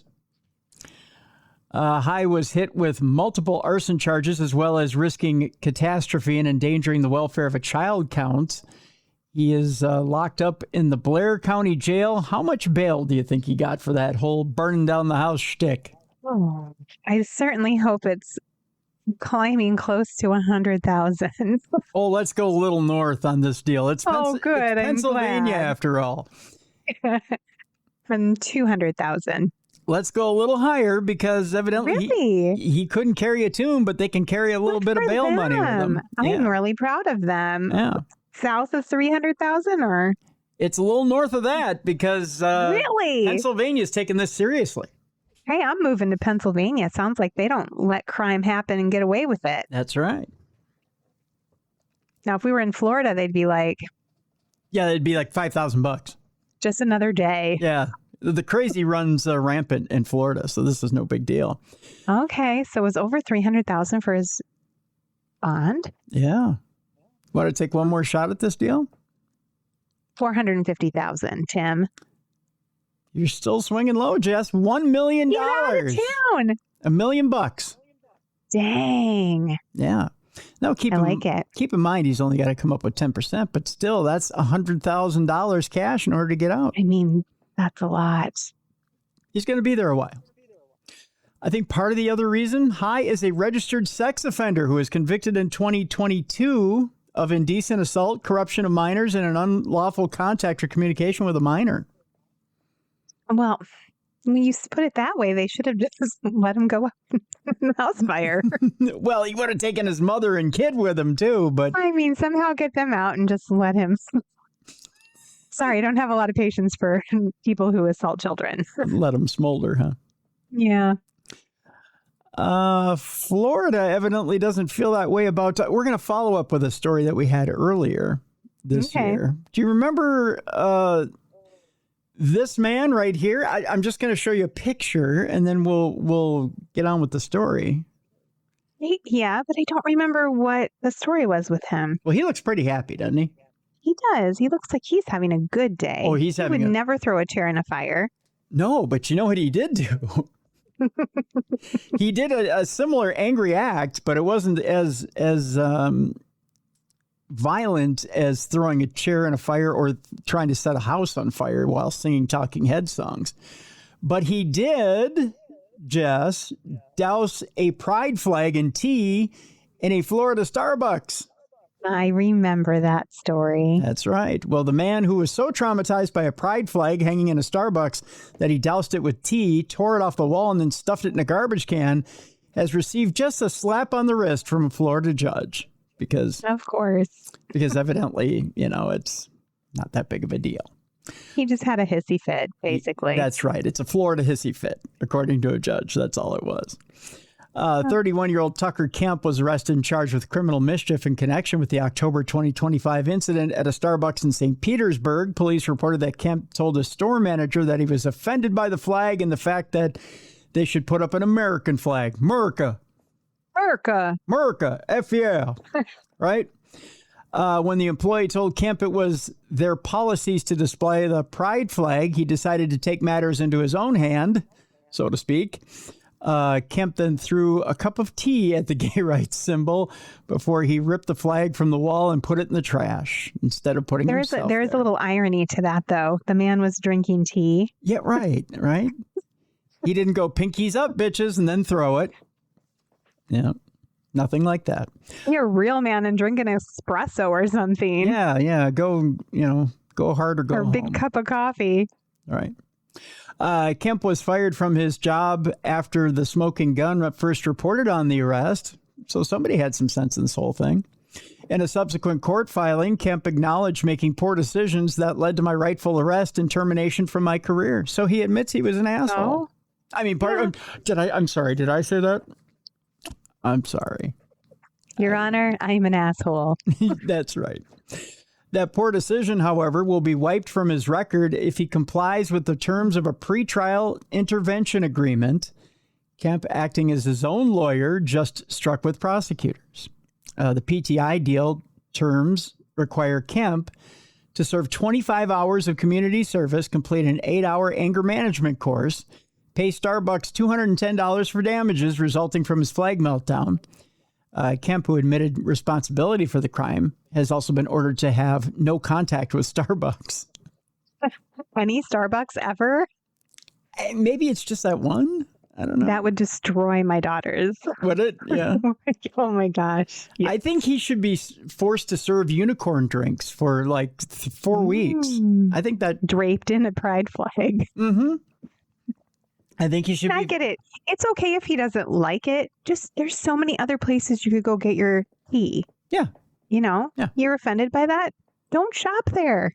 Well, what's it matter to you? It's a decoration on a wall. Yeah, I don't understand being offended by it. I would not be, but yeah, some people are. Okay, fine. Just go somewhere else. Then. Just keep it moving, right? It doesn't matter. It's not complicated. Yeah, if you don't like it, big deal. There's plenty of things I don't like in this world, but I don't get upset and deface it. I just keep moving. The 6 months PTI program could be terminated after 3 months if Kemp meets all of his conditions, by the way, so he doesn't even have to do the complete 6 months. After successful completion of the program, which is offered to first-time offenders, the misdemeanor charge will be dismissed. I won't tell you how Kemp votes. We won't go into politics here, but Is it in the story? It's in the story how he votes. Yeah. Oh, goodness. Well, I mean, we can imagine, and that's fine. I have no judgment of people's politics. We are all entitled to our own opinions. But I'll tell you this much, Jess. His Facebook page declares his priorities are God, family, and business. Well, and then he lost his job throwing a hissy fit in a Starbucks. He did. Yeah. And I think God would be ashamed of you. Because you're being mean to all of his children. I agree. Yeah. So. I do think God looks down at us sometimes and thinks, that's not what I said. Yeah, just be better, right? Kemp's LinkedIn page does not list a new employer since he was canned by the Dignity Memorial Funeral Home chain, which I think that is so ironic. Wow. Dignity Memorial Funeral Home decided they couldn't have him around anymore. Good for them. Yeah, good for them. And it would be really hard to get another job after behaving like that. That's the reason you lost your job. You have to tell your next employer that. And he was Can you imagine? He was a sales manager. He was in charge of other salespeople. I hope he learned a lesson. And he lost his shit over something on the wall. That's the craziest part. Isn't that fun? All right. Our next story. Again, we're in Florida. We're going to stay there. I've only committed one crime in my life. Actually, I can't believe that I did it at such a young age. This woman did it at such an old age that I'm laughing. But I did it. No. It's the crime I'm about to read. Okay. I didn't know you could get this much. I can't believe I'm admitting to this at this old of an age. Maybe I shouldn't admit to it on What did little Timmy do? I was very young, and it was junk mail, but it wasn't even real mail. Did you open someone else's mail? I took it out of somebody's mailbox, but it was junk mail. Tim. Yeah. They could have been waiting for that junk mail. You don't know. I was doing them a favor. That's true. Somebody would steal my junk mail. We were just stealing junk mail and then burning it. We thought it was fun. But this woman's living on the edge. That's right. This woman's for real, though, Jess. This woman right here, she's stealing real mail that's got money attached to it. Ooh, I don't like that. Yeah. 36-year-old Carrie Miller faces over 60 counts of petty theft. Shame on her. She's stealing people's birthday cards. Yeah. Or checks. Ugh. People still get checks through the mail. Yeah. I do. I get some checks in the mail from my agent. Yeah. It's my favorite mail to get. It is. It's good mail to get. That's for sure. Body cam video shows Florida police confronting a woman accused of stealing mail. We go to Volusia County, Florida, where a Central Florida woman was put behind bars after Holly Hill police said she was discovered stealing mail from dozens of people. In a release, police said they responded on Sunday to a report of someone stealing mail out of mailboxes in the 800 block of Daytona Avenue. So she was caught in the act on a Sunday. Busted on the Sabbath. On the Sabbath. Working on a Sabbath. On the Sabbath. Who's stealing mail out of a mailbox on a Sunday? Is that fruitful even? Are people, there's no mail delivery on Sunday. No, so she must be like keeping an eye on the ones that aren't getting their mail regularly. I mean, I'll leave mine in there for like weeks sometimes because I get that little notification that tells you what's coming, and I'm like, I don't want that. Yeah, the informed delivery. Yeah, Yeah. I get that too. Yeah.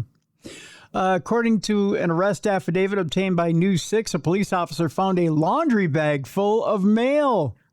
Wow. Some of the mail inside matched the addresses of the victims who reported the thefts. The arrest report stated one of the victims saw the suspect stealing mail on her security camera and ran outside to confront the suspect. The suspect said, "Baby, I didn't take your mail."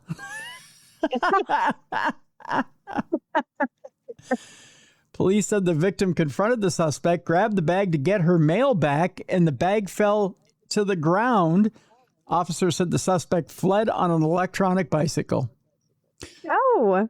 Not an electronic unicycle like last week, but an electronic bicycle, which is important. Oh. Yeah. She needs to step up her game. Yeah. The electronic unicycle, much easier to get away on. I mean, that's super impressive, honestly. That is. The report stated an officer found the suspected e-bike near the front door of a Dollar Tree along Ridgewood Avenue, and the store clerk confirmed someone matching the description of the suspect had gone into the bathroom. Because when you want to hide from the cops, the bathroom of the Dollar Tree is the perfect place. Body camera video obtained by News 6 shows police detaining a woman named Carrie Miller, who's all of 36 years old, for a lawful investigation. In the video, an officer is seen going into the restroom where Miller came out of. According to police, the officer found stolen mail in a trash can. Busted. So she took it in there with her. Can you imagine sorting through all that mail to find, the good stuff? You got to go through so much junk. Yeah. I barely want to go through my own junk mail. Right? I mean, think of how much of your mail these days is just trash. 99.9%. Yeah. There's really a lot of trash that gets sent to your house. But we did have someone steal our birthday cards one year out of our mailbox. Really? That was really disappointing. That's evil. Yeah, they didn't steal the cards. They actually opened them and took the money out. Oh, no. I know. That was way back long ago before we had Ring cameras or anything to... That's triple evil. Catch it. I know. The quote here is, got her out of the bathroom, told her she was lawfully detained. When in the bathroom, there's mail with the addresses in the trash can in here, an officer can be heard saying on the video. Police took Miller outside the store to question her and search her belongings. An officer asked Miller, "What in the world would compel you to steal all that mail today?" You're running around here looking like friggin' Santa Claus. Is that what he said? That's what he told her. Yeah. In the video, Miller told officers she was holding a bag for a friend. Right.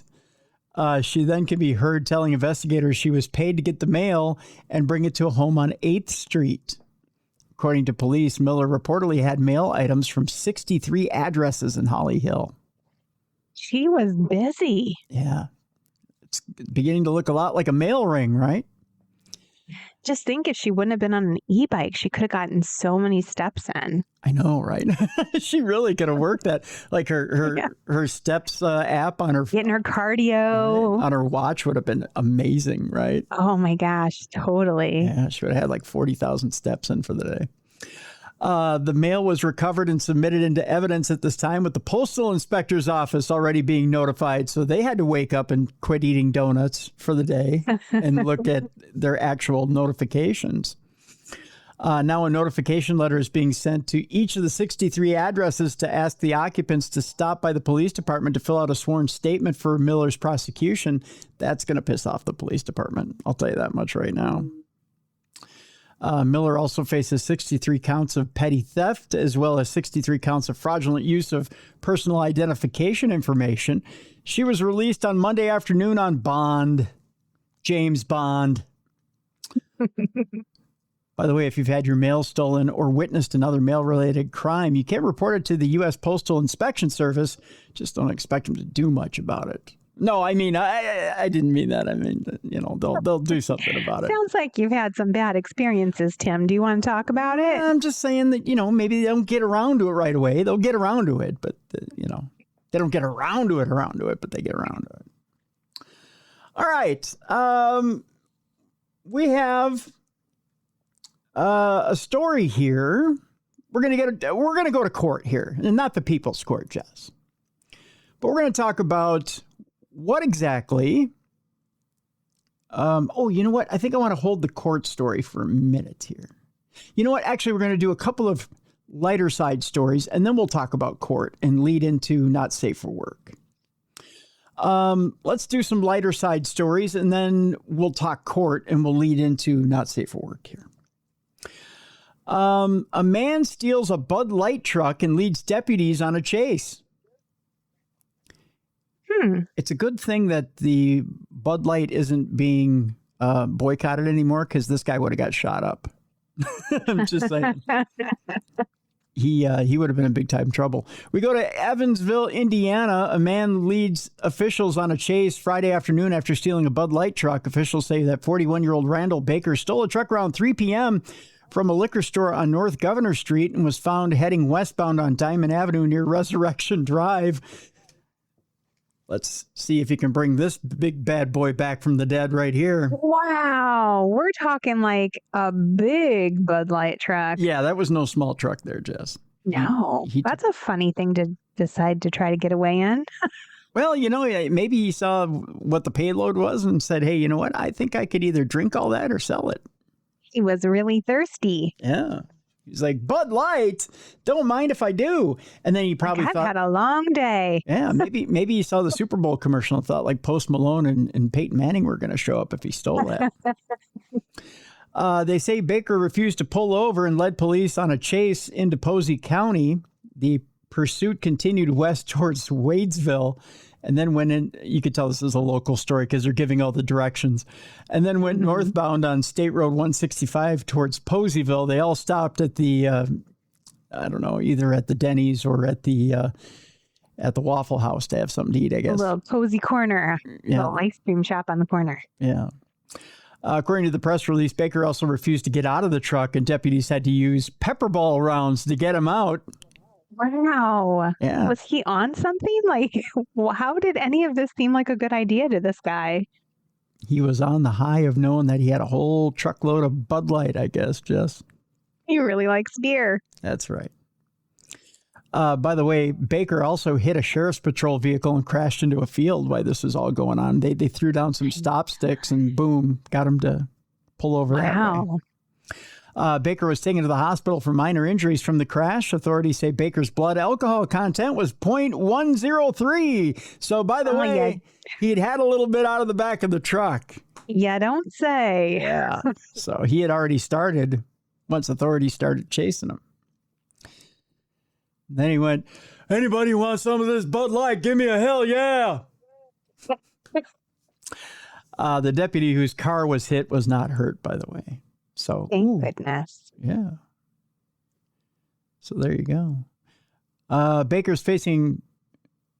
No, really? This same guy is facing attempted murder charges? For hitting the sheriff's vehicle. I guess. You can't do that. Auto theft, criminal recklessness with a deadly weapon, resisting law enforcement, reckless operation of a tractor trailer, and driving while intoxicated. Huh? This is him in his booking photo. He does not look happy. He doesn't look like he's just had a Bud Light. He is having a bad day. It looks like he got a really bad knock on the head. Is that blood? Yep, that's dried blood on the old forehead right there. Yeah. He doesn't look like he's consumed any of that Bud Light. He looks like he's probably had a gut full of rot gut there. I don't know. Bud Light. His face is very red too. I mean, he looks very flush. Yeah. This story was sent to me by a couple of people. They were like, "Did you see, Tim? Did you see?" My friend Bijou said, "Did you see? Did you see? Did you see?" And I said, "Yes, I saw. I've already got it in the newscast." Sweet heist. Nestle says that 12 tons of Kit Kats were stolen. Okay, see that I can understand. So you see why people are getting a hold of me and saying, "Tim, did you see this one?" Yes, I've seen it. A huge shipment of Nestle's crunchy Kit Kat chocolate bars were stolen in Europe, according to the brand, warning that the heist risked causing shortages in stores right before Easter. And by gosh, if we don't have Kit Kats in Europe for Easter, there's going to be hell to pay. I mean, it is a good one. It's one of my kids' favorites. That is. Kit Kat, owned by Swiss food giant Nestle, confirmed in a statement sent to AFP on Saturday that a truck transporting 413,793 units of its new chocolate range has been stolen during transit in Europe. The shipment, weighing around 12 tons, disappeared last week while heading between production and distribution locations, it said. We've always encouraged people to have a break with Kit Kat, a spokesperson for the brand said, referring to its catchphrase. But it seems thieves have taken the message too literally and made a break with more than 12 tons of our chocolate. Oh, oh no. The brand warned that the theft may lead to a shortage of Kit Kats appearing on shelves, acknowledging that consumers, unfortunately, may struggle to find their favorite chocolates ahead of Easter. The stolen truck has left central Italy and was making its way to Poland with a plan to distribute the bars in countries along the way. Kit Kat did not say where specifically the goods had gone missing, but said the vehicle and its contents remain unaccounted for. Investigations are ongoing in close collaboration with local authorities and supply chain partners. Kit Kat warned that the missing chocolate bars could enter unofficial sales channels across European markets. Huh. So if you got a guy who approaches you and says, I have a special deal on some Kit Kats that fell off a truck, you happen to know, who happened to get a hold of some stolen Kit Kats. I got an offer I can't refuse. I wouldn't be selling them. I would be, you know how like when you see people that get all the cash and they're like laying in a bed and throwing the money around and like rolling around in it? That'd be me with Kit Kats. Then you'd have melted chocolate all over. Hey. Oh, this over. Has got I'll be not over. Safe for work. I'll be over shortly. But it's European Kit Kats too, so it's like the good stuff without any of the like poison they put in ours. There's an editorial. No, it is. It's a good chocolate. Yeah. Yeah. Oh, yummy. Yeah. I wonder what happened to him. Like I said, there's a guy over there. Beneducci is his name. Beneducci. If I start posting TikToks of me rolling around in Kit Kats, Kit Kats, you'll know it was me. That's right. Jess is like, I got an offer for you. Discounted chocolate for Easter. I'll take it. Got an offer you can't refuse. All right, now we'll talk about courts and a couple of things that you probably shouldn't do while you're in court. So we'll lean in by saying the first one is safe for work. The second one is not safe for work. So we'll do the first one, then we'll give you the disclaimer for the second one. The first court story, again, these are court proceedings by Zoom. Now, if you're going to do a court proceeding by Zoom, by all means, you should treat it like any other court proceeding. And they tell you this. If you're going to do court by Zoom, don't do anything that you wouldn't do while you're in the court, right? Exactly. You should dress nice too. Well, at least from the top up. Well, now see, that's the thing. They tell you should also have bottoms on, right? Because there was a story earlier this year where there was a cop who showed up for court and he wasn't wearing bottoms, and he was admonished by the judge. Oh. So yes, you do have to wear bottoms when you're on Zoom. They tell you different things like observe appropriate behavior, no smoking while you're on camera.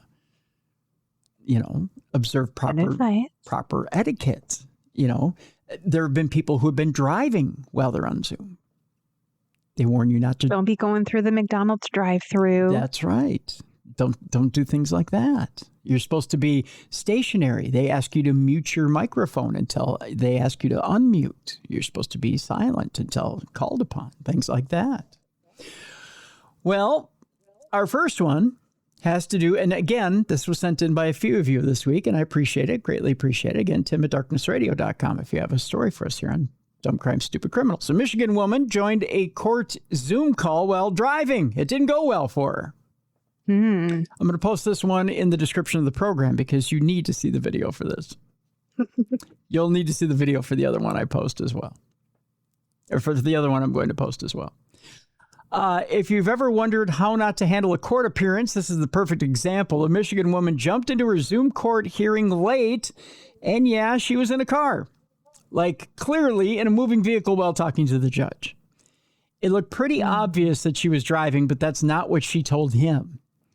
Really? Oh, she tried to Jedi mind trick the judge. Really? She was like, what you see is not what's happening. Completely. So can you join a Zoom call in court while driving? No, and the judge made that very clear right away. According to Fox 2 Detroit, as soon as she popped on screen, he told her you can't be driving during a court appearance. And without missing a beat, she said she wasn't driving. Right? Am I crazy, or does it not look like you're driving that car, is what the judge said. As soon as she popped on screen, he told her she couldn't be driving a car during a court appearance. And without missing a beat, she said she wasn't driving and that someone else was behind the wheel. And she did this. She straightens her. I watched the video. She straightens up her seatbelt and she goes, "I'm not driving." And you can tell she's like trying to steer the steering wheel, like with one hand below the camera, so that she's still steering, but she's like adjusting the seatbelt to make it look like she's not driving and that she's... Well, and also if you're in the driver's side, your strap comes from one direction. If you're in the passenger side, it comes from the other direction. So... Right, but she had the Zoom mirrored, so it looked like she was in the passenger seat. Okay. This is where things started to fall apart because the camera was showing her sitting on the left side of the car, the seatbelt coming across exactly like a driver. Although when you look at it on the video, the seatbelt is coming across her right shoulder, but she's got it mirrored. So, okay. The judge is just staring at the screen, trying to make sense of it. He asks what side she's on. This is why he asks what side she's on, because she's got it mirrored so he can't tell. She says the left, and now he's really not buying it. He goes, "How would you be on the left-hand side if you're a passenger in the front seat? Am I missing something?" Right? You can tell the judge is done at this point, but he gives her one more shot and asks to see the driver. The look on her face at that moment is priceless. Oh, my goodness. Okay. She says she needs the driver's permission to be on camera, which doesn't exactly help her case. She's like, no. I need the permission of the driver, and you don't really need to see the driver anyways. Then she hops out of the car, like right there. Just boom, out of the car when he asks to see the driver. And that pretty much sealed it for the judge, which it's hysterical. The judge calls her out for lying, ends the hearing, and that's that. And somehow she still tries to get in the last word on the way out. Honestly, you have to respect the commitment to the story, no matter how ridiculous she was making herself look, but she stuck to it.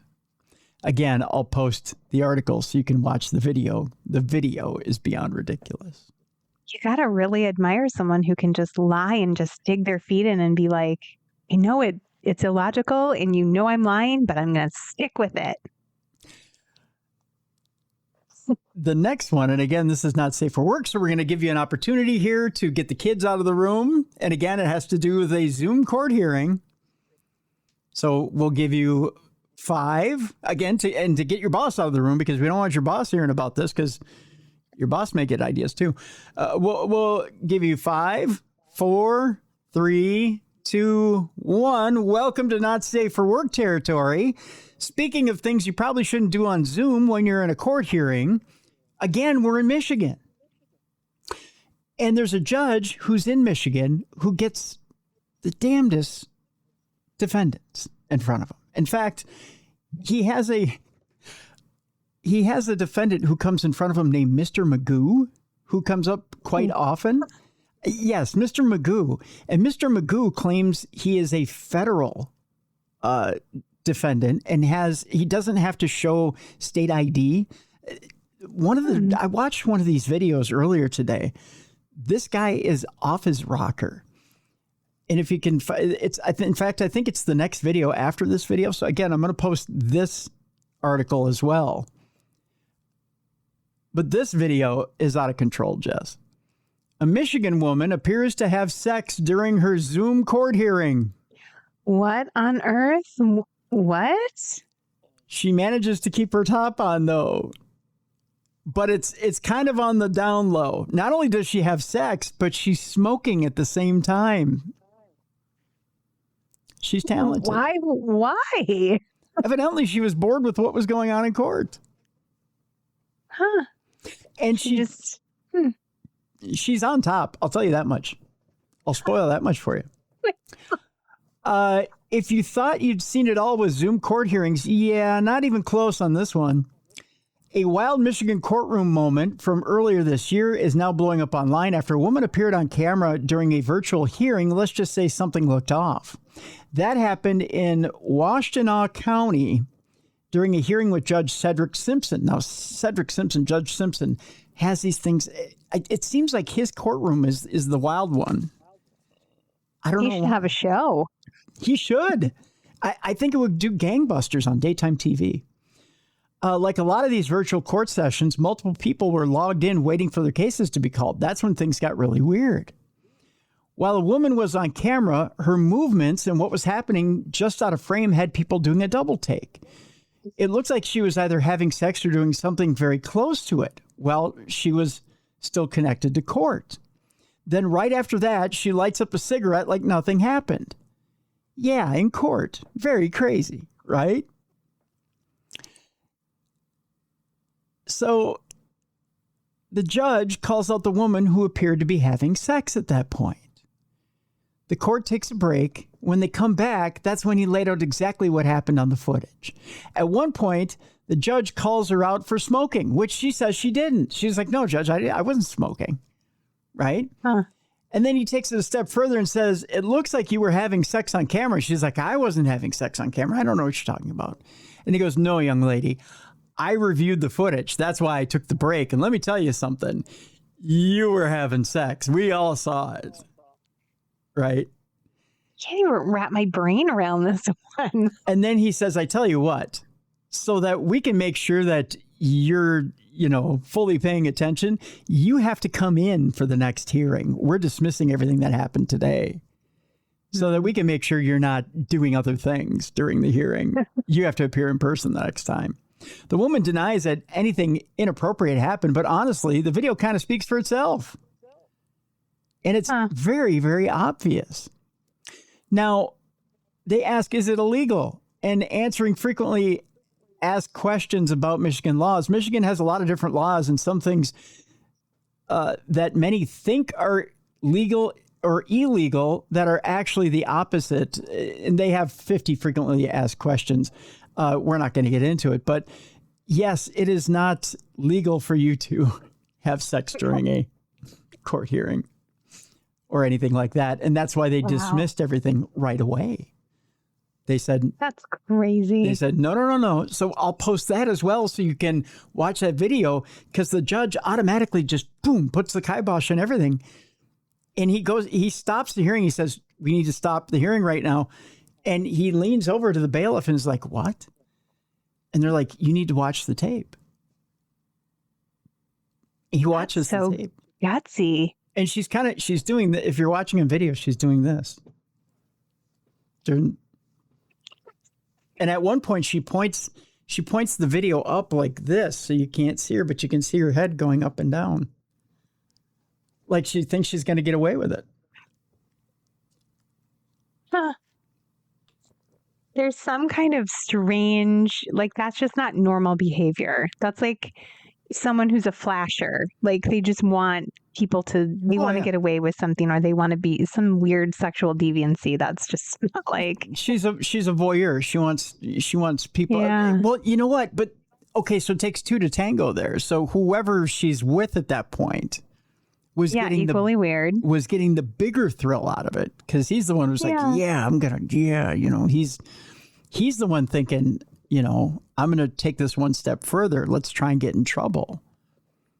She may not be the one, or she may be the one wanting to push it far, but he's the one wanting to push it further.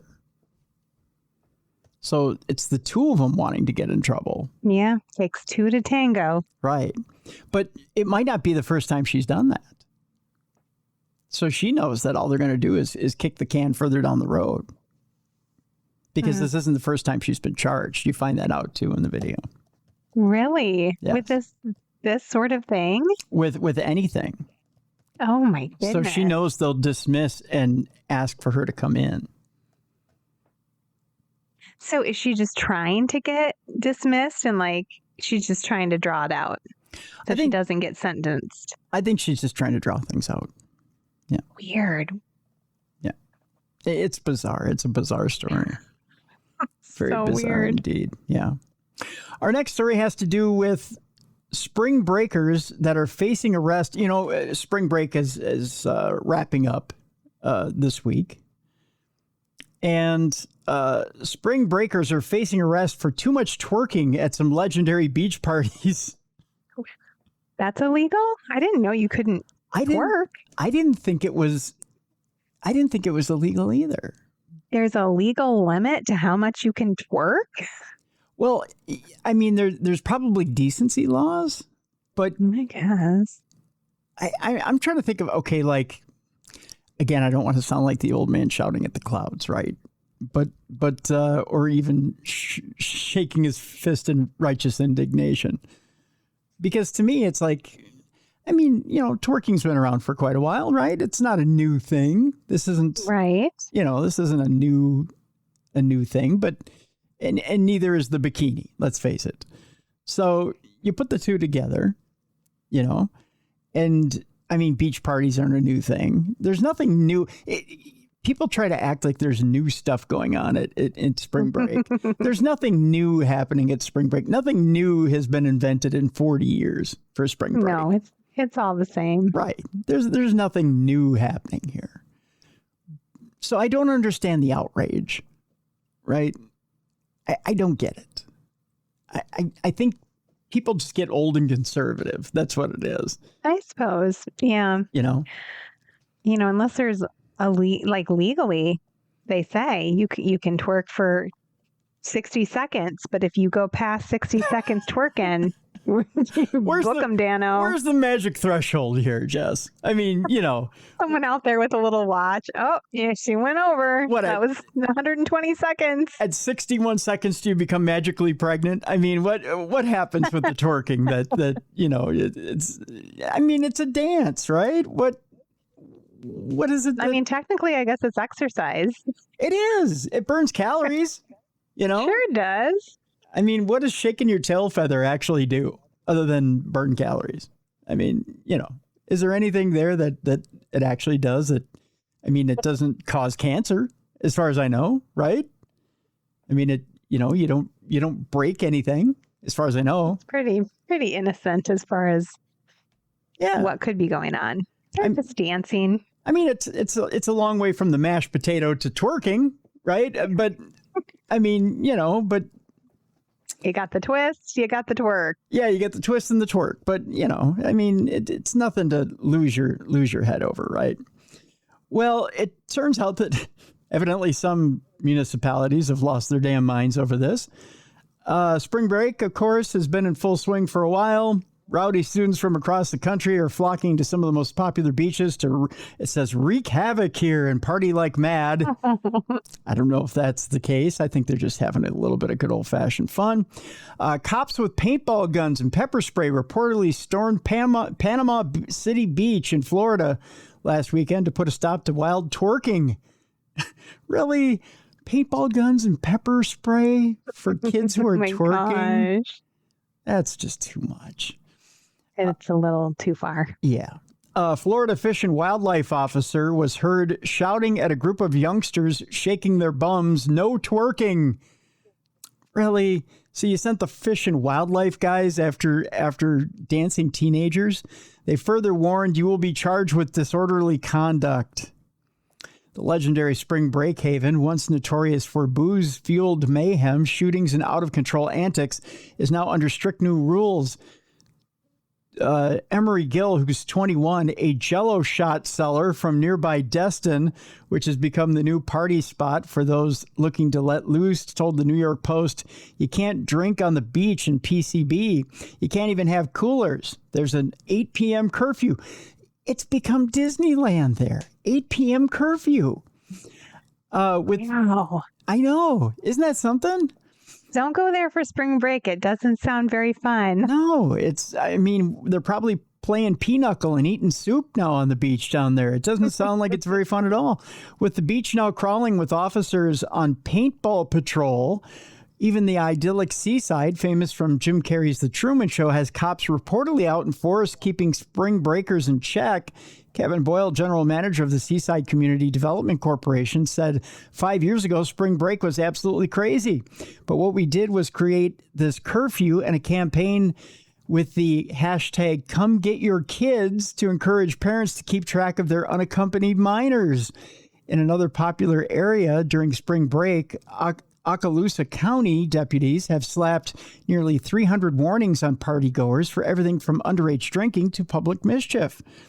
Bay County Sheriff Tommy Ford reportedly blamed recent chaos involving shootings on two things. When you have thousands of people showing up in one place, there are some with guns. There are gangbangers, he says. And you have crowd dynamics where someone pulls out a gun and it causes a stampede. Ford further acknowledged the twerking incident. He says it is not inherently against the law unless it becomes lewd or there is a noise ordinance complaint. Data from major party destinations and safe studies consistently shows a marked increase in certain types of crimes and safety risks during the spring break period. The surge in offenses is linked to boozing and the influx of large crowds in unfamiliar cities. Alcohol-related offenses are by far the most common, with police frequently reporting spikes in drink driving or DUI, public intoxication, and underage drinking. Many areas respond by increasing DUI checkpoints specifically for the season. I get that. But I mean, really violent crimes, I don't think probably go up by that much. Other than maybe a little bit of fighting between teenagers, but yeah, there's probably a lot of that. Yeah, but they just stop it. You're twerking too loud. Yeah, you're twerking too much. You're upsetting grandma.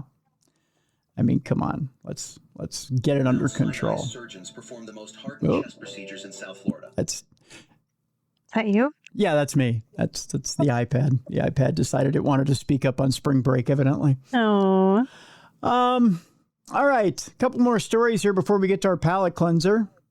Let's see. I'm going to skip that one. Let's get to one with a little more action here. Yes, Jess. Are you ready for this? You keep joking about the fact that you're going to need to sell feet pics. Yes. Well, by gosh, it's not a joke anymore. Am I doing it? I think you are. I think I might have found you a website. Well, let's go. All right. LFG, baby. Here we go. Florida deputy resigns after feet finder side hustle investigation. Evidently, there is a website, feetfinder.com. Wow. There are that many people with a foot fetish that there's a whole website for it. And evidently, a Florida deputy decided there was more money in putting herself on Feet Finder than actually doing her job. I mean, sounds so easy. Just put my feet up and... Putting your feet up, exactly. Putting your feet up and making that money. That's right, girl. Let me read you the story, and then you can decide for yourself. Okay. Writing books, putting your feet on Feet Finder. I mean, I think I could do both at the same time. I think so, probably. A veteran deputy with the Palm Beach County Sheriff's Office in Florida has resigned after an internal investigation found she created and sold fetish content on the subscription platform Feet Finder, including at least one instance where she appeared in uniform. Oh, look at that. She crossed the streams. Yeah, you don't want to do that. No. According to investigative findings obtained by CBS 12, Deputy Brandy Tenlin, who had more than 2 decades of service and was assigned to courthouse duty, operated an account featuring hundreds of images and dozens of videos centered on foot-related content. There you go, Jess. See? You too can make millions of dollars. Sounds like a viable option, honestly. Yeah. So what would your feet finder name be? Furry feet, because I have hair on my toes. Furry foot fetish. How about that? Furry Foot fetish 555. Because there's probably more than one. So you got to have like the little number after it. I mean, I have some competition out there. You probably do, yeah. Authorities said the material ranged from non-explicit imagery to sexually suggestive scenarios. Oh, so you're gonna have to spice it up a little bit, kid. Wow. Yeah. I don't know what I would do that would be sexual with my toes.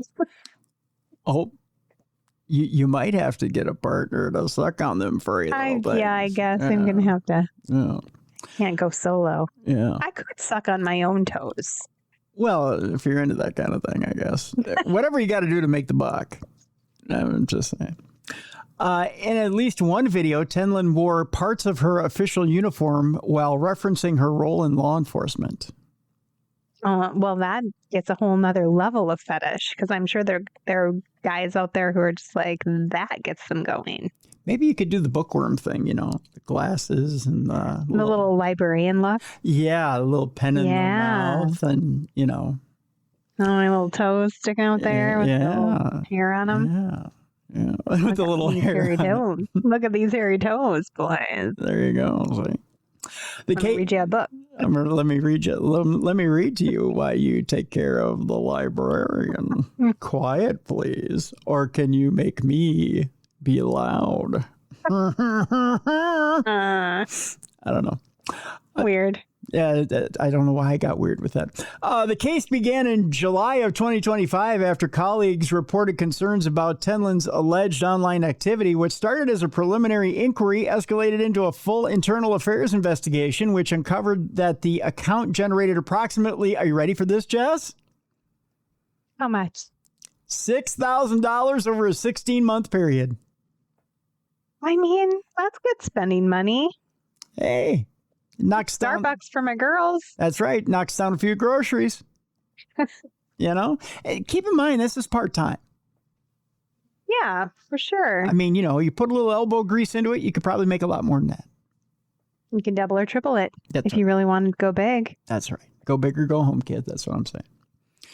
Investigators also determined that some account activity occurred during work hours using agency equipment.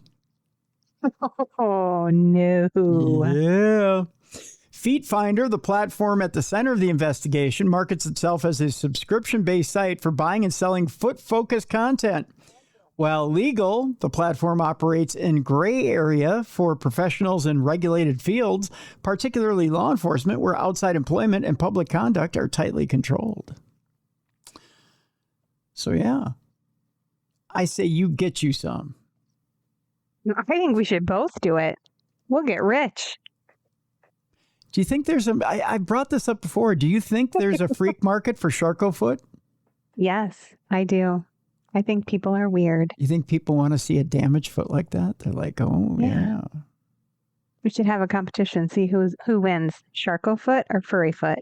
Oh. Yeah.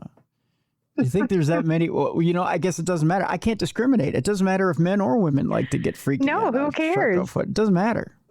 I don't doing their own thing online somewhere. I can't discriminate, can I? It's all about the dollar bill, y'all. That's right. I'm taking all comers, so to speak. Oh no!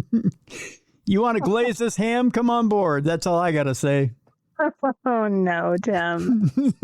Hey, you just made it really gross. We're in not safe for work, right? I liked it better when I didn't think about what people were doing as they looked at my furry toes.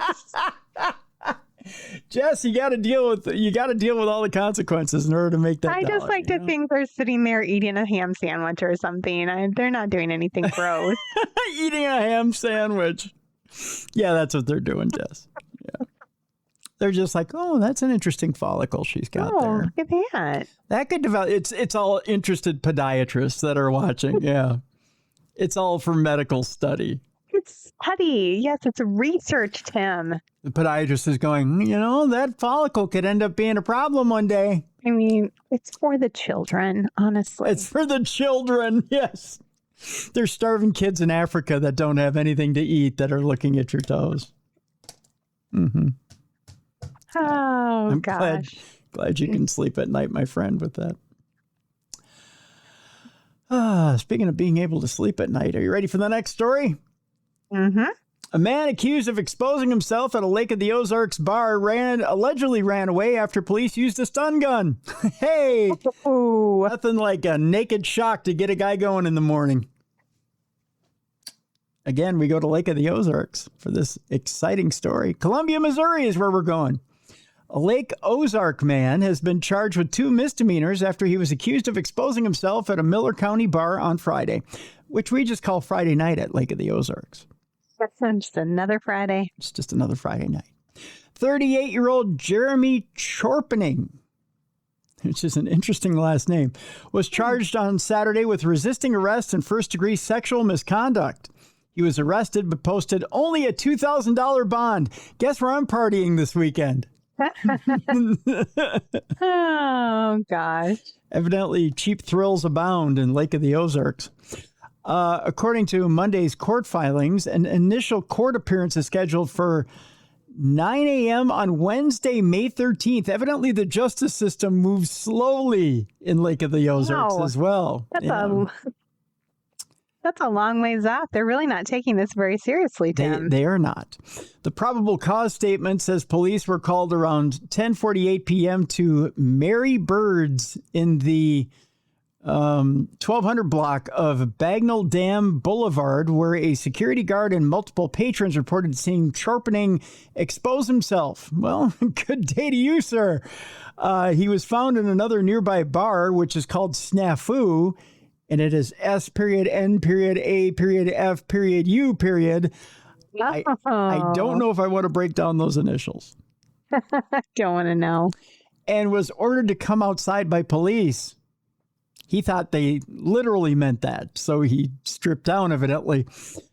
Chorpening allegedly started resisting when police tried to detain him, the statement says. Police then used a stun gun on him, but Chorpening was not affected. I think he was on something. Probably so. Yeah. He then ran away. Run away. But was later found behind Walk and Roll, which is an actual restaurant there, as in Chinese Walk and Roll. I love the name of that restaurant. Yeah, I want to eat there. Yeah, doesn't it sound nice? Walk and Roll. While Chorpening was being booked into the jail, police received a call about a 2018 Ford F-150 Raptor being damaged during the arrest. The statement says. Oh, no. That is so random. It's like, okay, we just stunned this naked guy. By the way, we got a call about a F-150 Ford Raptor out here we need to tend to. Let's throw it in the story. Yeah. Yeah. Maybe he damaged it as he was running away naked, flailing his arms around wildly or something. Or maybe he didn't damage it with his arms. No, yeah. And they were impressed and went, you know what? We need to put that in the story. That's impressive. We'll have to tell the judge about that one. All right. Our next story, speaking of impressive, the Seattle's I-5 flasher is at it again. He was arrested once again for public indecency while driving in Oregon. Oh, just cruising around naked. Again with the driving and flashing. What talent? Really, truly impressive. I don't know what it is with these guys with the talent. A man with a history of public indecency in Washington was arrested again last week after pleasuring himself while driving on I-5 in Oregon.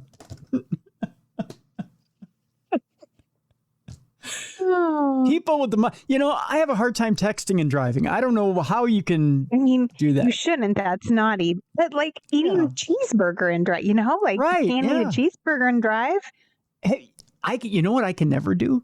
I can never eat a Whopper Jr. and drive because Whopper Juniors are messy. I get it all over the front of me. Speaking of getting it all over the front of you, I was going to say you might have the same issue if you try this. Tossing off and driving, I mean, you get it all over the front of you too. Hello. Oh, no. By the way, do I have my little, I don't have my little rim shot up here. That's what she said. Yeah, I get otherwise I just go, speaking of, tossing off and driving. There we go. There you go. Tossing off and driving. Thank you. Oregon State Police responded to reports on March 18th as the man was driving on I-5 near the Woodburn exit. Woodburn exit. Oh. Thank you. According to the court documents obtained by KATU2, a woman reported that the suspect's vehicle stood out because it displayed a Seattle Seahawks emblem and a University of Washington emblem near the license plate. That's what got her attention. It wasn't the fact that the guy was flogging the dolphin as he was driving. The woman said she drove past the car and saw the man holding a cell phone that had a naked woman on it. That was the other thing that got his attention, or got her attention. He was watching porn. Yeah. Masturbating. Watching porn with his phone in one hand, masturbating with the other hand. How does he drive? I don't know. He's steering. But in the meantime, she was about to drive up to him and go 12, for the Seahawks. But then she recognized that he was busy with something else.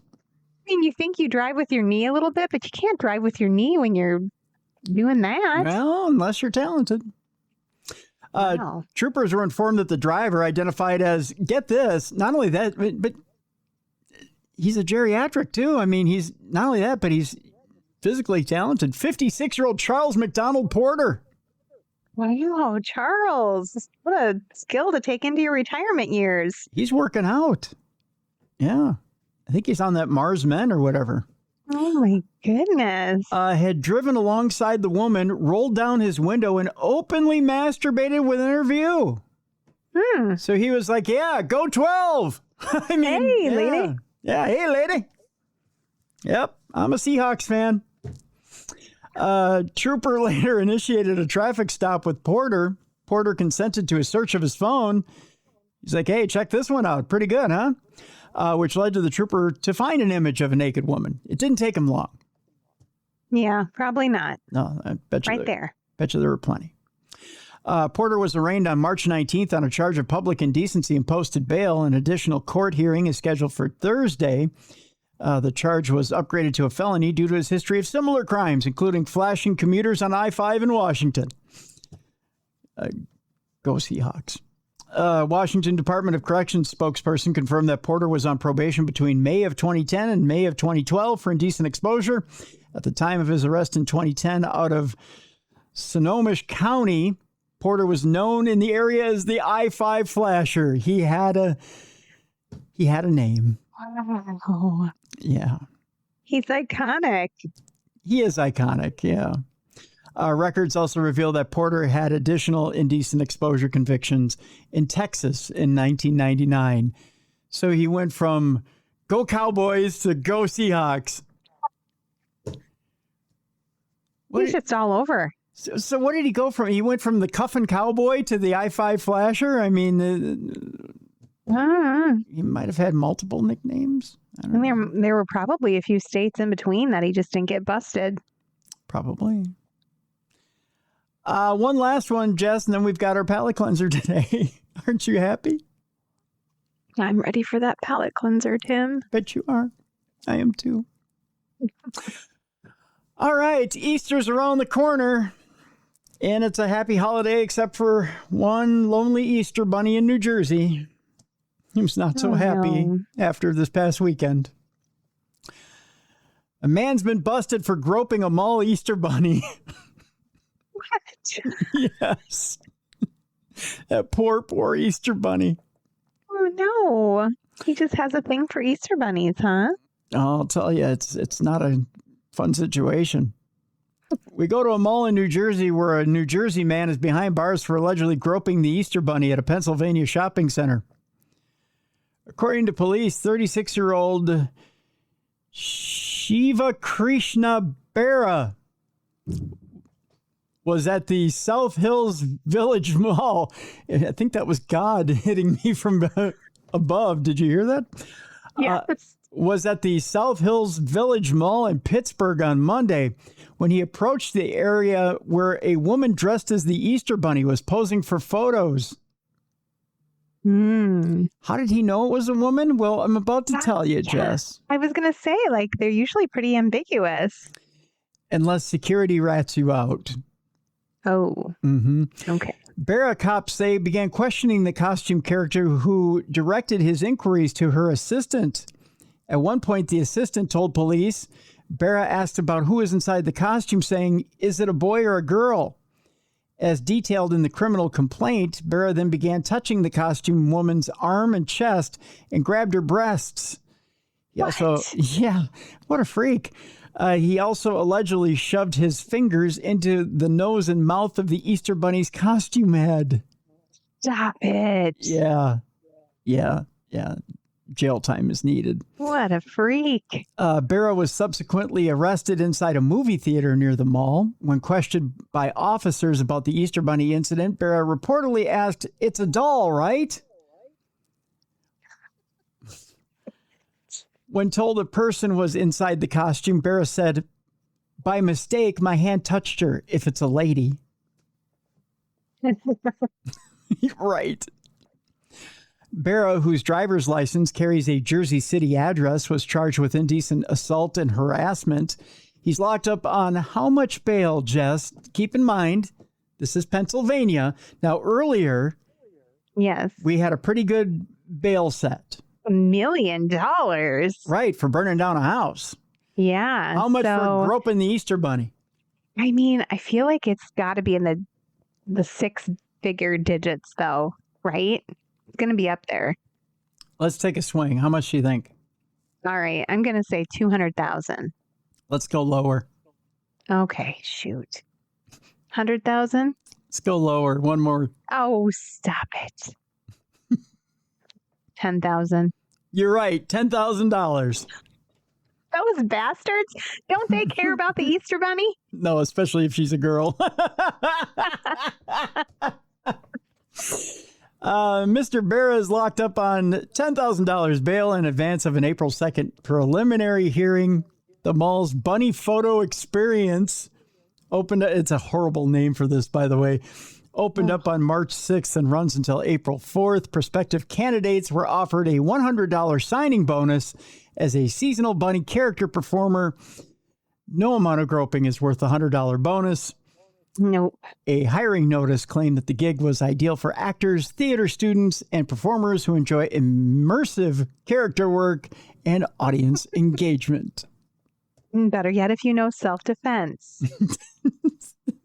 There's a little more audience engagement than I think we needed. I would have wanted to see that Easter Bunny just full on attack that guy. Oh, yeah. Crotch kick. Knock him down. Yeah. It's all over. By far. All right. Today's palate cleanser is a before and after. We started out with a literal palate cleanser, one that will tickle your taste buds and dazzle your senses, and you may think that this is the perfect person especially if you're a female who's looking to date. Okay. We'll end with something that may dazzle your senses a little too much and get you thinking another way. It's a two-parter today. Here we go.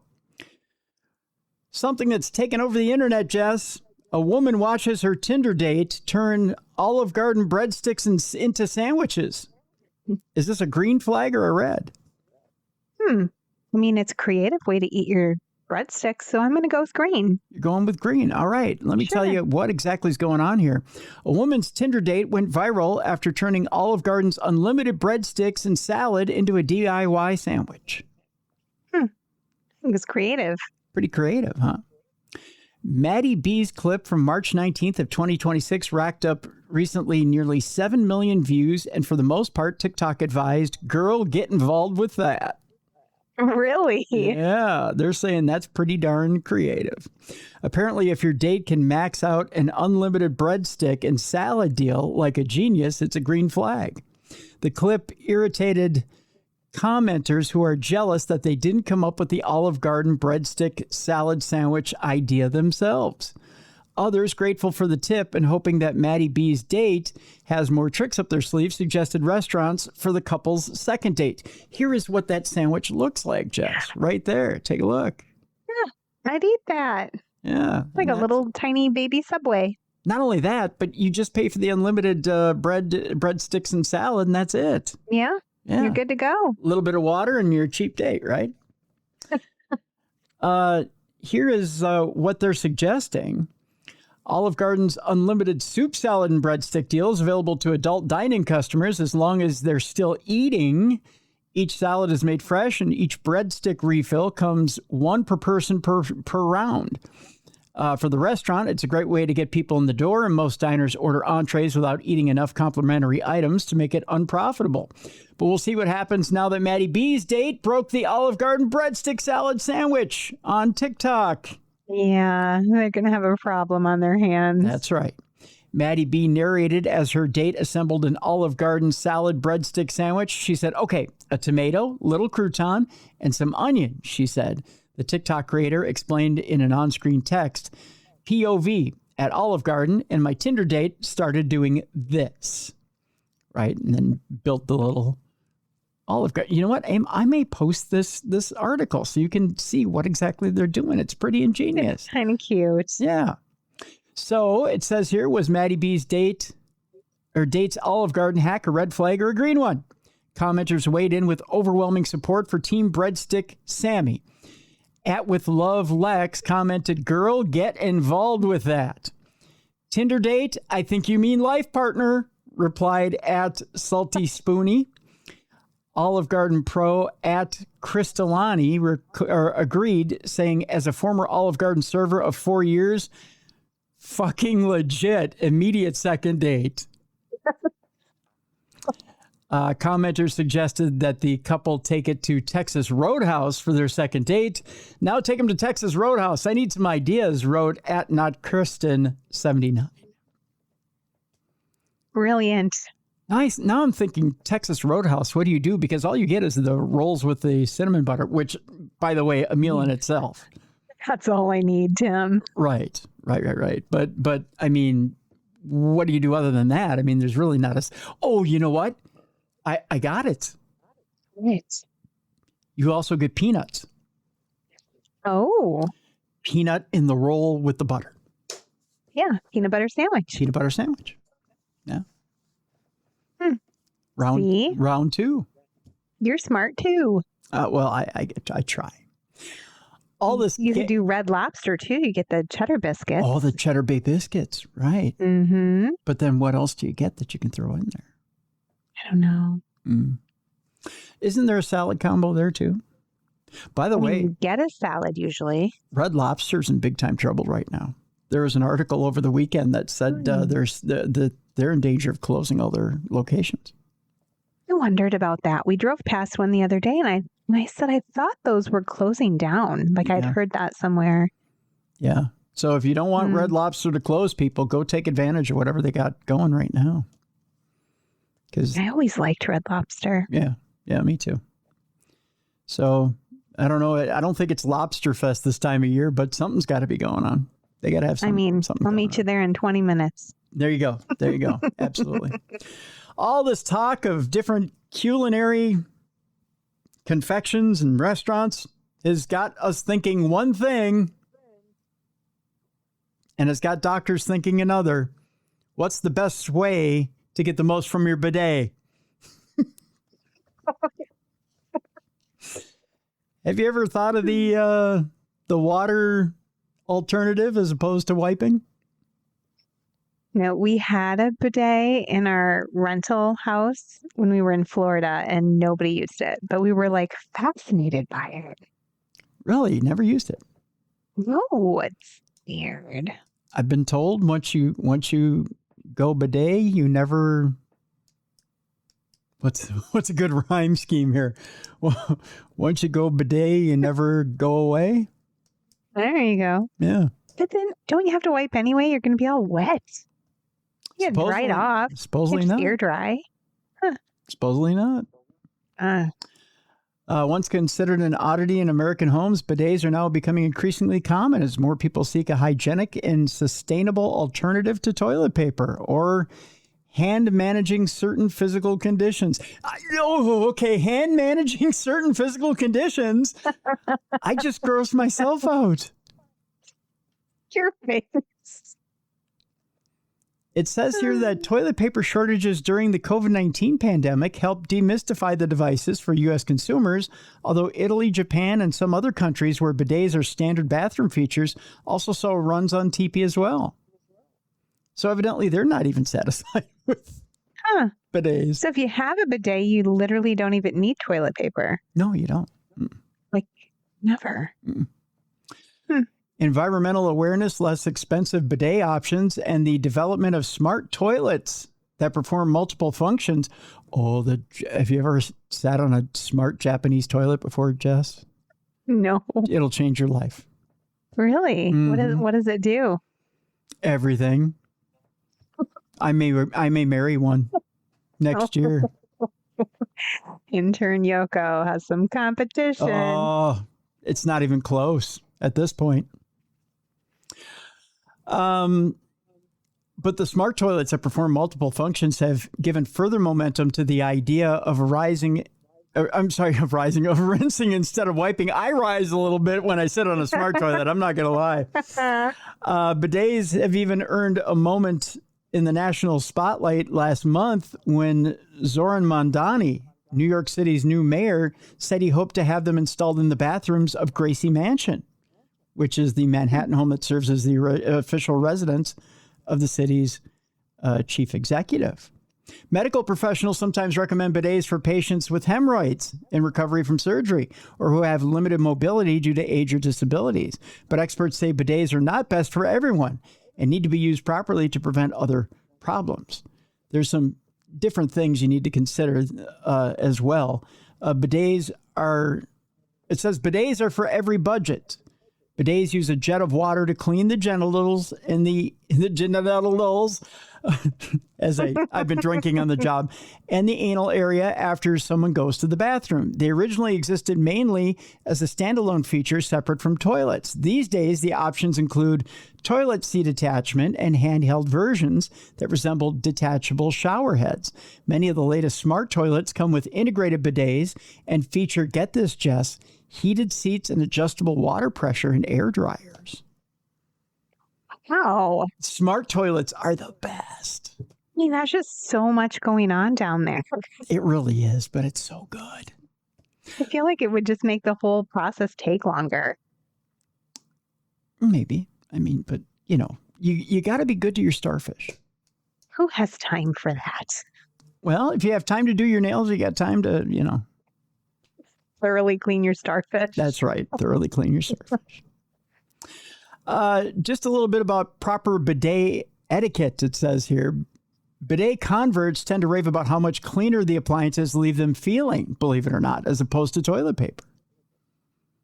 People say they feel cleaner and fresher. Well, I mean, you would be cleaner. You wouldn't have a dingleberry. I mean,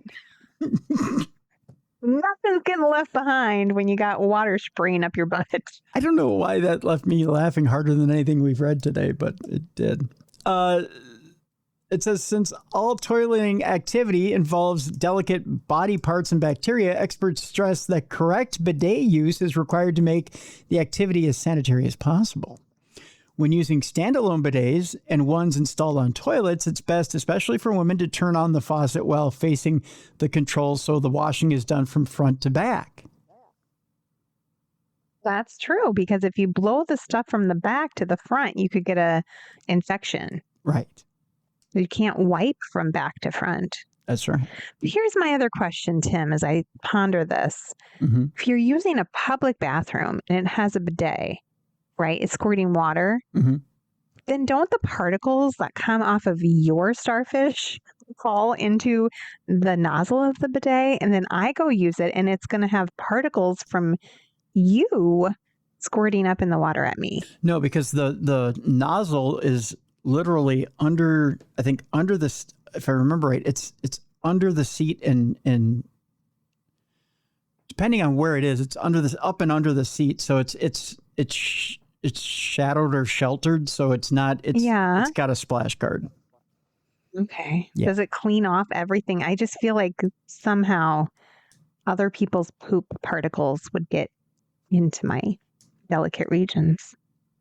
No, and there aren't bidets in most public restrooms, but I mean, like, say if they did that, like at the Gracie Mansion, like in New York, they would have to have the cleaning staff clean the nozzle after every person.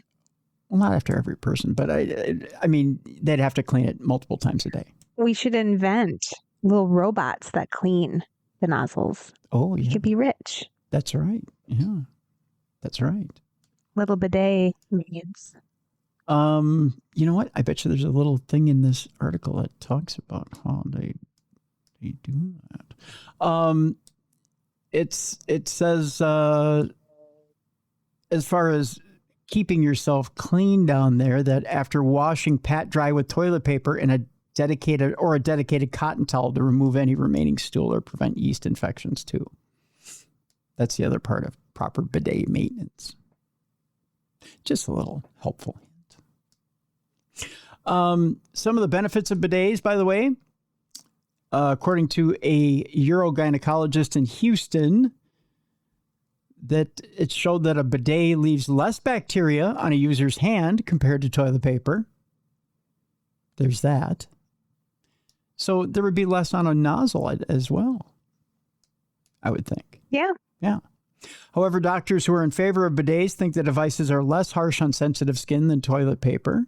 The texture of toilet paper can cause irritation and itching, while the gentle water stream of a bidet is less abrasive and healthier for the skin.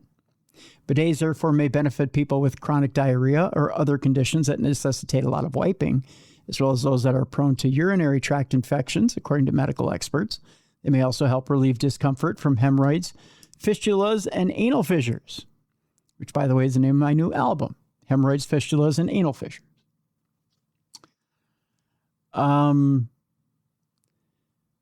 They say when to turn away from a bidet, and we'll end on this. They say bidets are another example of when it's possible to get too much of a good thing. Some people are hooked on their bidets. It's true. I know some people who actually can't get enough of them. That have Seems weird. It does seem weird, but there's some people that swear by them. You're like, where's mom? Oh, she's in her bathroom. Bidet-ing it. Well, I mean, they can't get enough of it, as in they won't go to the bathroom in public. Like they'll only go to the bathroom. I was thinking they're just in there like lighting candles, having a glass of wine. Like, making a day of it. No, not like that. No, no, just that they won't go to the bathroom anywhere but at home. Because they're hooked on their bidet. Like they won't go roughing it with toilet paper. Well, when you think about it, using a public bathroom is disgusting. No matter how clean it is, when people wipe, and they do get, sometimes, oops, slip-a-doo, and they flush the toilet, a little bit of poop on there, and that's not clean. You're going to go to the bathroom and flush, and you got to open the door handle, and some people never wash their hands. Ugh, gross. I hate bathrooms. True. So when to turn away from a bidet? Well, it turns out that some doctors in Japan have advised patients who reported rashes or difficulty controlling their bowels after frequent bottom cleansing to stop using bidets until the conditions clear up. Oh, my goodness. So that can happen. So probably not, That sounds terrible. Yeah. So maybe too much of a good thing.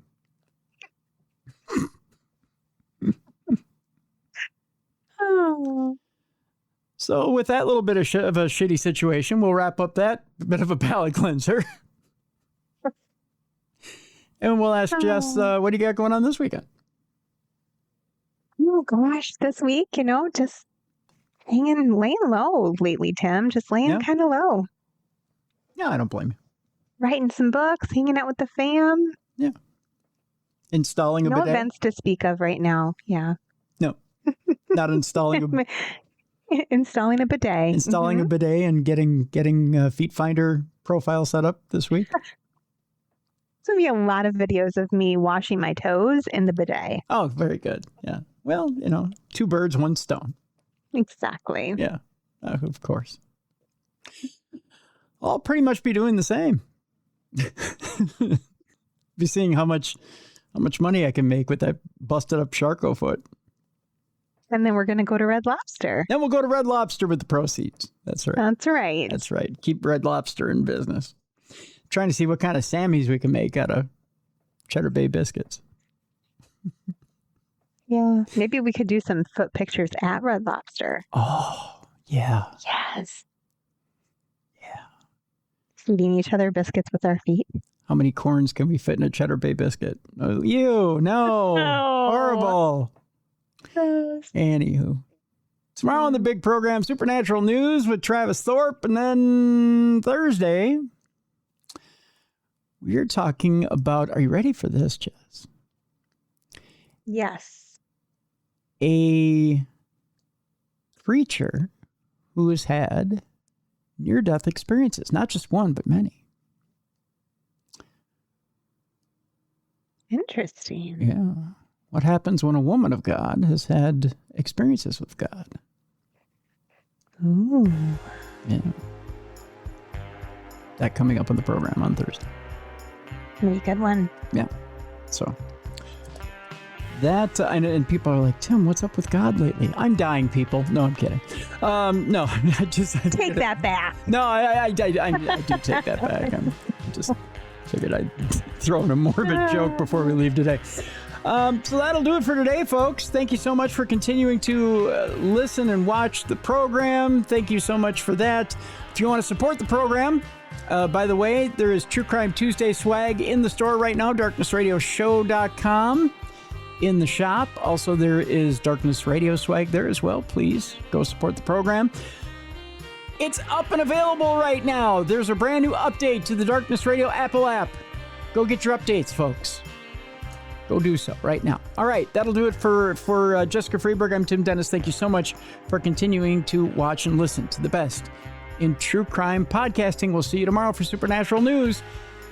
You've been tuned into True Crime Tuesday.